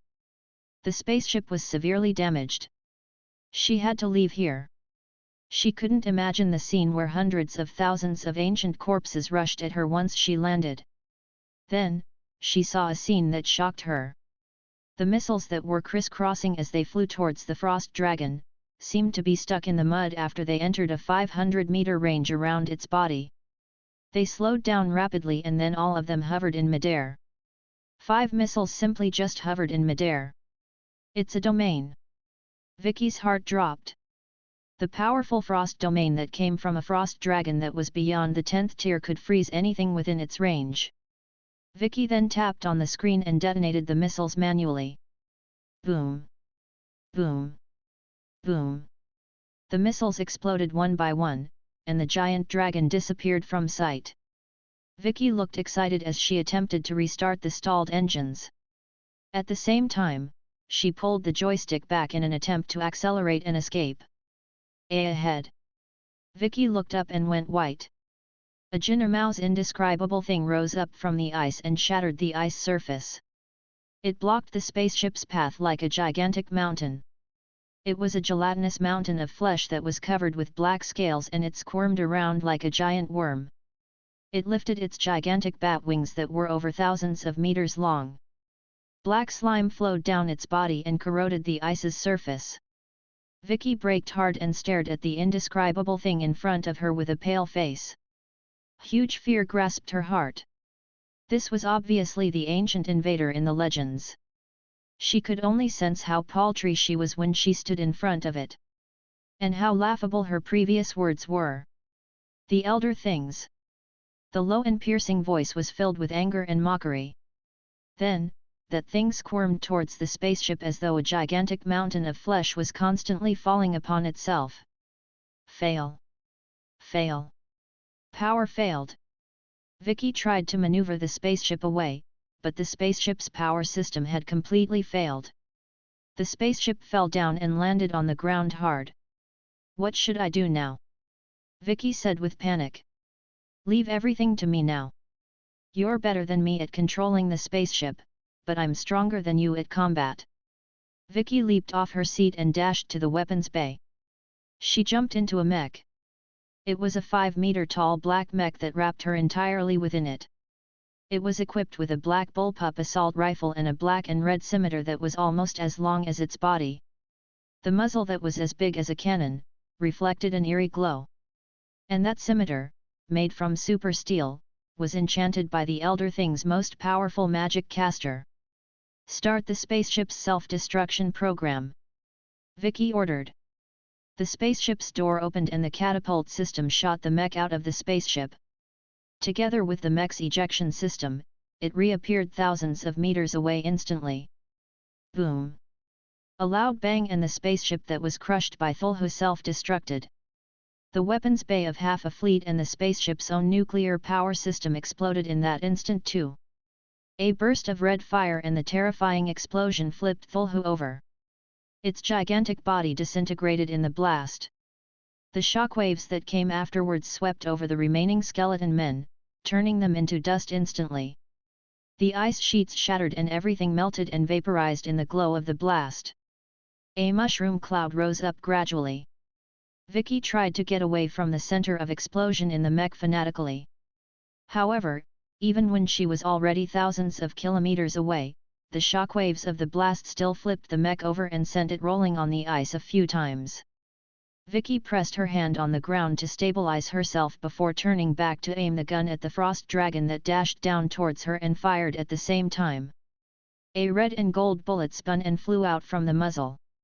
The inscription engraved on it began to burn and accelerate. The bullet pierced through the frost dragon's wing and blasted a giant bullet hole. Blood spurted up into the sky instantly. Roar! The frost dragon let out an angry roar and spat out a string of ice balls that accelerated towards Vicky. The ice balls landed and exploded. The huge force of impact flipped the mech over. Vicky quickly evaded it in her mech. She rolled forward and then knelt on the ground on one knee before firing another 2 shots at the frost dragon that was taking off again. However, the frost dragon was prepared this time. The bullet flew past the wing. It only left behind 2 faint cuts and no vital points were hit. At the same time, an angry roar came from the center of the explosion. A humongous figure took to the sky gradually. The bottom half of the indescribable thing was missing, but it was rapidly repairing itself visibly. Its 1,000 meters long bat wings were full of holes, but they were also rapidly repairing themselves visibly. Although it didn't have eyes, Vicky felt that she was being stared at hard. She could almost even sense its fury. "This doesn't feel too good." Vicky had a stiff expression. A frost dragon was already very difficult to handle and yet she still couldn't kill that monster after paying the price of 1 battleship. It even became a more terrifying threat. The ancient invaders that couldn't be killed. The ancient book's records were true. The mech was made to fight but its ability to escape was limited. Furthermore, she had almost no chance to escape with the scarily fast frost dragon watching her. Vicky's heart turned cold. She tried to escape from Thulhu in her mech as she attacked the frost dragon at the same time. She had already decided. She would detonate the mech if she ended up in a hopeless state. Even if she was to turn into dust, she would rather that situation than being the devil's puppet and being used to kill others. Thulhu's gigantic body took to the air. It flapped its huge bat wings and flew towards Vicky. The sky and ground were covered with its shadow and everything looked different. Chapter 2173 Miss XI, do you need help? Mag felt that such an explosion was indeed compatible with that mushroom cloud. This was the second battleship that suddenly appeared today. At that moment, he deemed it to be the Elder Thing's reinforcement that XI invited to help. Moreover, this powerful reinforcement had even brought along an Elder Thing's lethal weapon to take out Thulhu directly. Speaking of it, the Elder Things might have been around since ancient times and they developed as a whole unit. They developed their technology and had advanced weapons like battleships. He could look forward to them killing Thulhu, who had been sealed since the ancient times, if they bumped into it again. Mag knew very well that even he would be vaporized right on the spot if he was in the center of such an explosion. Ozzy, go there at full speed. Mag patted his old pal. He wanted to go see that explosion's aftermath for himself. It would be very important news no matter if Thulhu was killed or seriously injured. As for the elder things, he was going to maintain a respectful and distant attitude. They didn't have a real common interest, so they weren't completely trustworthy. OCR*P. Vicky's sunk heart. She hit Thulhu 3 times with her gun, but the 1 to 2 meter wounds couldn't even penetrate it before they were repaired in a blink of an eye. This humongous fellow had no weaknesses at all. Vicky felt desperate over this helplessness. She suddenly regretted coming over here so carelessly. I haven't tasted an elder thing for a long time. Thinking about it, you are indeed the tastiest. A low and piercing voice sounded and Thulhu pounced towards Vicky. Activate the self-destruction program.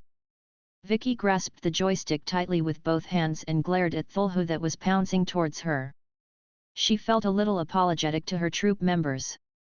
She had just given them some hope, but she couldn't return to them anymore. A bright red countdown timer jumped on the screen and the alarm turned shrill. Vicky holstered her gun and grasped the red scimitar with both hands. She was going to die standing up. This was her family's motto. Thulhu's gigantic body casted a shadow of death. Coldness engulfed her body and she seemed to have seen the glare of the self-explosion shining over the ice sheets. What a pity! No one else was able to appreciate such a beautiful scene. Swoosh! Swoosh! Right then, 2 missiles flew over, landed on Thulhu, and exploded. Thulhu's body that was only half repaired, had a big chunk blasted out again. The huge shockwave even sent its huge body a few hundred meters backwards. This is... Vicky's eyes lit up and instinctively stopped the self-destruction program. It was the familiar Thunderbolt armor-piercing projectiles. It was the standard ammunition of the Elder Things battleships. Vicky dropped to the ground and protected the position of her heart as she withstood the shockwave of the explosion. She looked up and saw the grey battleship that gradually appeared in the sky. I'll cover you. Evacuate now. The mech connected with the battleship successfully and a cold voice spoke up in the headset. Be careful of that frost dragon. Vicky looked at the frost dragon that was dashing towards the grey battleship and said nervously. She was ambushed by that frost dragon earlier and that damaged her battleship. Although she didn't know who was saving her, they were all going to die here if this battleship was damaged too. The grey battleship accelerated and dashed downwards, before pulling up again in the forward left. The frost dragon's claws swiped across the side of the battleship and frost quickly formed on the battleship's surface. It narrowly missed, severely damaging the battleship. Beautiful! Vicky marveled inwardly. If she could make that maneuver, she most probably wouldn't have been smacked down from the sky earlier. However, this wasn't the time for her to watch a good show. She pressed on the ground with the mechanical arms and the mech bounced up. She ran towards the battleship at full speed with the thrusters spitting out blue flames behind her. Her speed was elevated to the maximum. Meanwhile, on the other side, Thulhu, who was struck back, let out an angry roar. It chased after the mech as it repaired itself. Although the grey battleship successfully evaded the frost dragon's attack by diving and pulling up, it also missed the chance to retrieve the mech. The frost dragon changed its direction and dived towards Vicky again. It spread its wings and countless icicles formed in midair. Then, they dropped towards the battleship like a rain of icicles. The grey battleship's close-in weapon system launched and bullets rained out. The icicles broke and an area in front was cleared instantly. The battleship advanced instead of retreating. It locked onto the frost dragon and hit it with the close combat weapon system crazily. The bullets formed a red line of fire in the air. Even though the frost dragon evaded them deftly and had the assistance of the frost domain, obvious wounds soon appeared on its body. Dragon scales were flying everywhere and blood splashed in the sky. Meanwhile, the Frost Dragon attempted to close in on the grey battleship despite the close combat weapon system's bullets, and the battleship evaded it with its smooth flying techniques. However, the icicles that exploded close by still managed to leave big and small craters on the battleship. Mag saw this exciting scene just as he arrived. The grey battleship was having a crazy, dangerous dogfight with the Frost Dragon in midair. On the ground, a black mech was running crazily. The flames that shot out from its thrusters allowed it to travel at a 100-meter wide stride, which left an obvious streak on the ice surface. Behind the mech was Thulhu, whose lower half was blasted apart, flapping its wings and following after the mech slowly. Further away, there was a giant crater that was a few thousand meters across on the ice sheets. All kinds of shattered battleship remnants were scattered around it. What's going on now? Mag's eyelids twitched a few times. This wasn't what he had imagined. Judging from that gigantic crater, the previous explosion was scarier than what he had imagined. After all, beyond Chaos City previously, even 100-plus, 10th-tier powerhouses combined didn't reduce Thulhu's head to such a sorry state. However, was this Elder Thing's method of combat so simple and primitive that she sacrificed her battleship to deal with Thulhu? But, it was a pity that even such a powerful explosion had failed to kill Thulhu. Furthermore, judging from its body that continued to repair itself, such an injury was still within its self-healing range. This was perhaps why their forebears could only seal it after paying a huge price for it back then. It was this way tens of thousands of years ago and it was still the same now. Miss XI, do you need help? Mag took out his walkie-talkie and dialed XI's channel. The mech that was running hysterically on the ground was already covered by Thulhu's shadow. The 5 meters tall mech was no different to an ant when it faced a gigantic creature that was over a few thousand meters tall. The grey battleship already had a hard time handling the Frost Dragon. If she were to let it rescue her, they would both crash in the end. The mech skidded on the ice surface for a while before stopping steadily. Go. I can't make it, Vicky said calmly before she held the gun in one hand and shot at one of Thulhu's wing connections steadily. Xi's heart sank too when she flicked a glance at the humongous Thulhu. Vicky's identity was extremely noble. She was from the Elder Thing's tip-top aristocracy. Furthermore, regardless of her identity, as one of her clansmen, she had to save her with all her means. However, Thulhu was simply too powerful and it had this powerful Frost Dragon serving it. After it stopped getting close to her, she even lost the opportunity to descend. Once the spaceship was controlled by the Frost Domain, she would lose all control and end up just like Vicky. On the vast ice sheets, they wouldn't be able to escape from Thulhu without a spaceship. Right then, a familiar number dialed in the communication channel before that man's familiar voice spoke up. Miss XI, do you need help? XI turned around and saw that majestic purple-striped griffin and the man standing on it. Yes. I need you to hold back this Frost Dragon for me. I need to save my clansmen, XI didn't pretend to be polite and calmly replied. Vicky, who was also in the communication channel, was taken aback too. Perhaps, some of their other clansmen were here as well? Then, she tried her best to look up and saw that purple-striped griffin glittering under the sunlight. Compared to Thulhu, it seemed very dainty. However, in the very next second, it transformed into purple lightning and dashed towards that Frost Dragon. Vicky saw that tiny figure standing on the griffin waving his long sword at the Frost Dragon. A human? Isn't it too unbelievable? Vicky's lips twitched. Then, she saw that Frost Domain that was almost solid being slashed apart by the sword. The Frost Dragon defended itself with its claws. A crisp sound like metal pieces clashing against each other rang out. The Frost Dragon was actually flying back a few thousand meters by that slash of the sword. The purple lightning showed its figure again. This time, it reappeared where the Frost Dragon was earlier. So powerful! Vicky opened her mouth and stared at the purple-striped griffin with a shocked expression. Be it the purple-striped griffin's terrifying speed at that instant, or the human on it who delivered that scary slash, they both subverted her imagination. She had already come to the Norland continent for over 1 year. She had always kept a low profile. Apart from being cheated a couple of times, she didn't have any altercations with anyone. From what she had read from the ancient books, the Norland continent's top combat power was the 10th tier. No one was able to break through to the gods tier. However, this frost dragon made her feel that it was more powerful than the 10th tier, but it hadn't reached the gods tier yet. Meanwhile, the man standing on the purple-striped griffin's back gave her the feeling of a gods tier powerhouse, who was a being similar to her grandpa. There's no time to hesitate. Prepare for docking. There's only one chance. Xi said coldly. The electromagnetic gun was fully charged and it fired one shot. The grey battleship descended vertically and let down a rope. It flew rapidly towards that mech.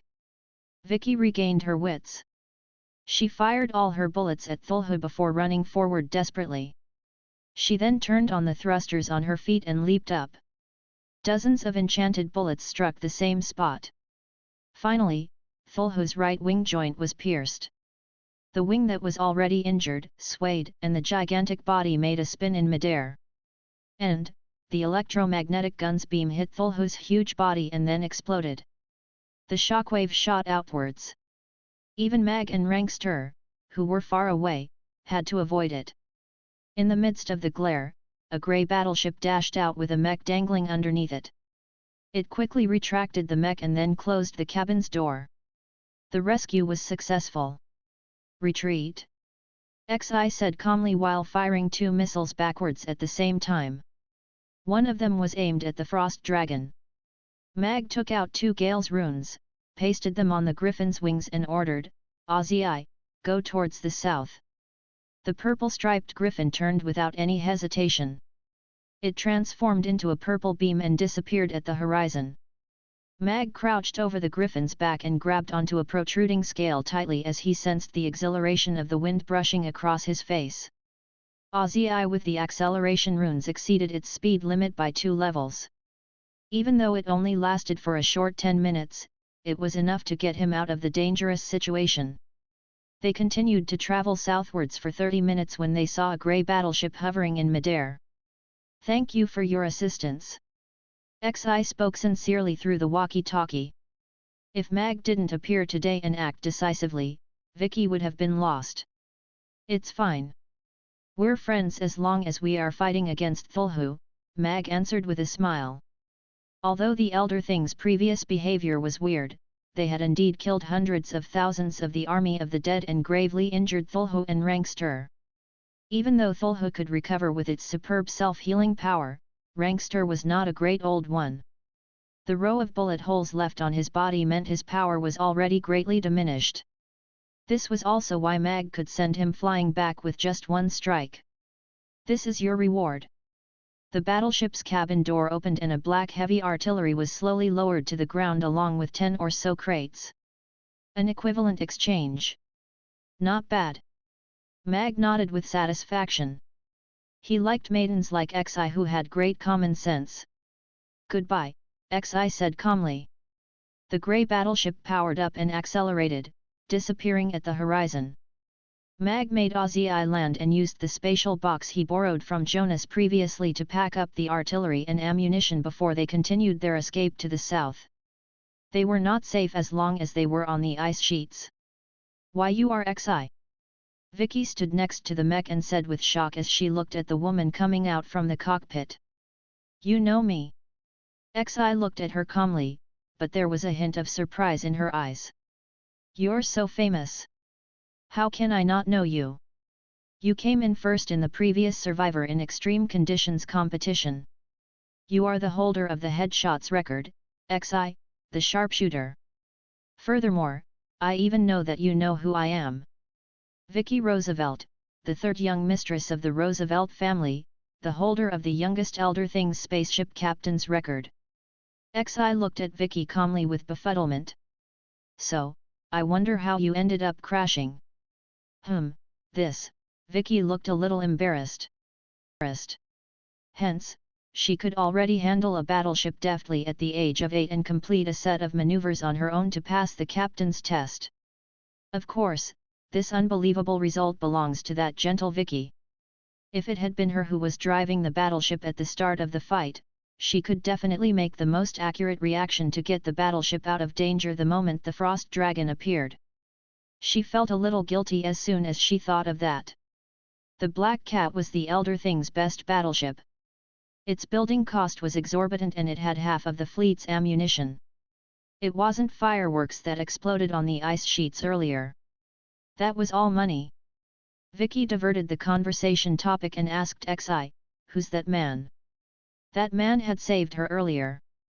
As a grateful person, she had to know his name first. "Alex," Xi replied.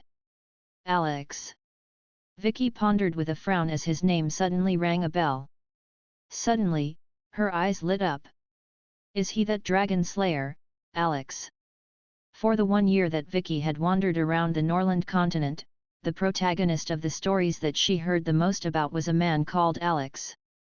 She had even wanted to write the love story between him and the elven princess into an opera once. She even had a part of the script written. She didn't expect to be saved by Alex eventually. However, this wasn't the run-of-the-mill, damsel in distress kind of rescuing. Otherwise, the title of Miss Black Cat Causes the Breakup of Alex and Irina sounded like one popular opera title. "It's him." Xi nodded. Vicky retracted her wandering thoughts and bowed deeply at Xi before saying, "Thank you for saving me. I will repay you after I return to the underground city. This is the power of attorney that Mr. Ferdinand has given to me. He wants me to bring you back to the underground city if I bump into you." Xi showed her the power of attorney document with a signature at the bottom, Ferdinand Roosevelt. How could Grandpa do this? Vicky glared. She didn't expect her grandfather to issue the power of attorney. Hence, that's why you could locate me accurately. Vicky looked at Xi. "Did Grandpa tamper with the Black Cat?" Xi calmly replied, "Every Elder Thing's battleship will be installed with a locating system before they leave the factory.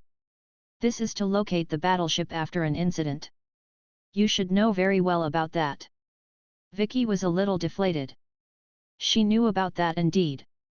That was why she didn't activate the Black Cat for the past 2 years. "But I can't go back now. I still have very important things to do," Vicky said to Xi with a serious expression. "There are people who need me to accomplish their dreams for them." Xi looked at Vicky silently before saying, "You have to go back to the underground city with me after I complete my observation mission. How long will you take?" "I'm not sure at the moment." Vicky lowered her head to stare at her toes in silence. She knew Xi wasn't having a discussion with her. She was simply informing her of her decision. That power of attorney with her grandfather's signature was equivalent to a military order. Actually, although the Norland continent looks rather primitive, it's a very extraordinary existence. The premise is you have to get off from the spaceship and get to know this world in depth. I have been here for over a year and I still dare not say I know this world very well. I still feel surprised every single day. Vicky looked up at Xi and said seriously. On this spaceship, she was just a cold observer. However, as long as she got off this spaceship and got involved with the people, Vicky believed Xi would at least stay for 3 to 5 years. Xi wanted to refute Vicky, but she thought of that delicious red braised pork which was indeed beyond her imagination and understanding. It had even appeared in her dreams in the past 2 days. Perhaps, there were many other foods that were as scrumptious as that. Xi thought, but she still coldly said, "The lounge is open. You may use it." "Thank you," Vicky said before walking to the lounge. She indeed needed to recollect her emotions right now. It didn't feel good to be that close to death. Perhaps, she should say that it felt horrible. "Alex. I will remember you." Vicky removed her batlajir and slid into the bathtub. Mag returned to the interim command center and located Jonas to change their plan. Looking at poor old Jonas' miserable look, Mag patted his shoulder with an old capitalist's smile. The Elder Thing's cannon was a super-lethal weapon to the army of the dead. Mag wondered who was piloting that crashed battleship earlier. He wanted to scold her. How wasteful. That explosion earlier could have taken out half of the army of the dead, okay. She could have found the army of the dead's gathering place quietly, tossed a few bombs and escaped before Thulhu appeared, and reappeared at the other converging location. But this wastrel simply went straight to Thulhu and got nothing in the end except for a loud bang. Judging from the voice in the communication channel earlier, it should be a female captain. And, judging from Xi's risky rescue, she was either someone Xi knew, or someone with a noble identity. Xi was a cold-blooded animal. Mag was very sure of that. What happened on the ice sheets earlier? Irina's voice appeared from behind. An explosion. A huge explosion. Mag turned around to look at her and told her what happened earlier. Didn't she say she is the only Elder Thing on the Norland continent? Irina furrowed her beautiful eyebrows. Perhaps, she had no idea of that situation as well. Otherwise, she wouldn't have allowed that battleship to commit that meaningless suicide attack and get herself stuck in that dangerous situation. Mag deduced. This was also what he was thinking about on the way back. That scarily calm woman wouldn't have let herself get into a dangerous situation easily. Irina nodded before saying, Lewis was looking for you earlier. The dragons intend to go into the ice sheets in teams to clear the skeleton legions in advance to reduce the pressure at the front during the battle. Mag shook his head. They don't have to go now. Thulhu has transferred all the army of the dead under the ice. They won't be able to find their target. Instead, they will become Thulhu's prey easily. The dragons are our core air combat force. If we lose them before the war, this war will be over for us. Oh yes. The Lantistines have arrived. Dexter wants to meet you. Irina continued on.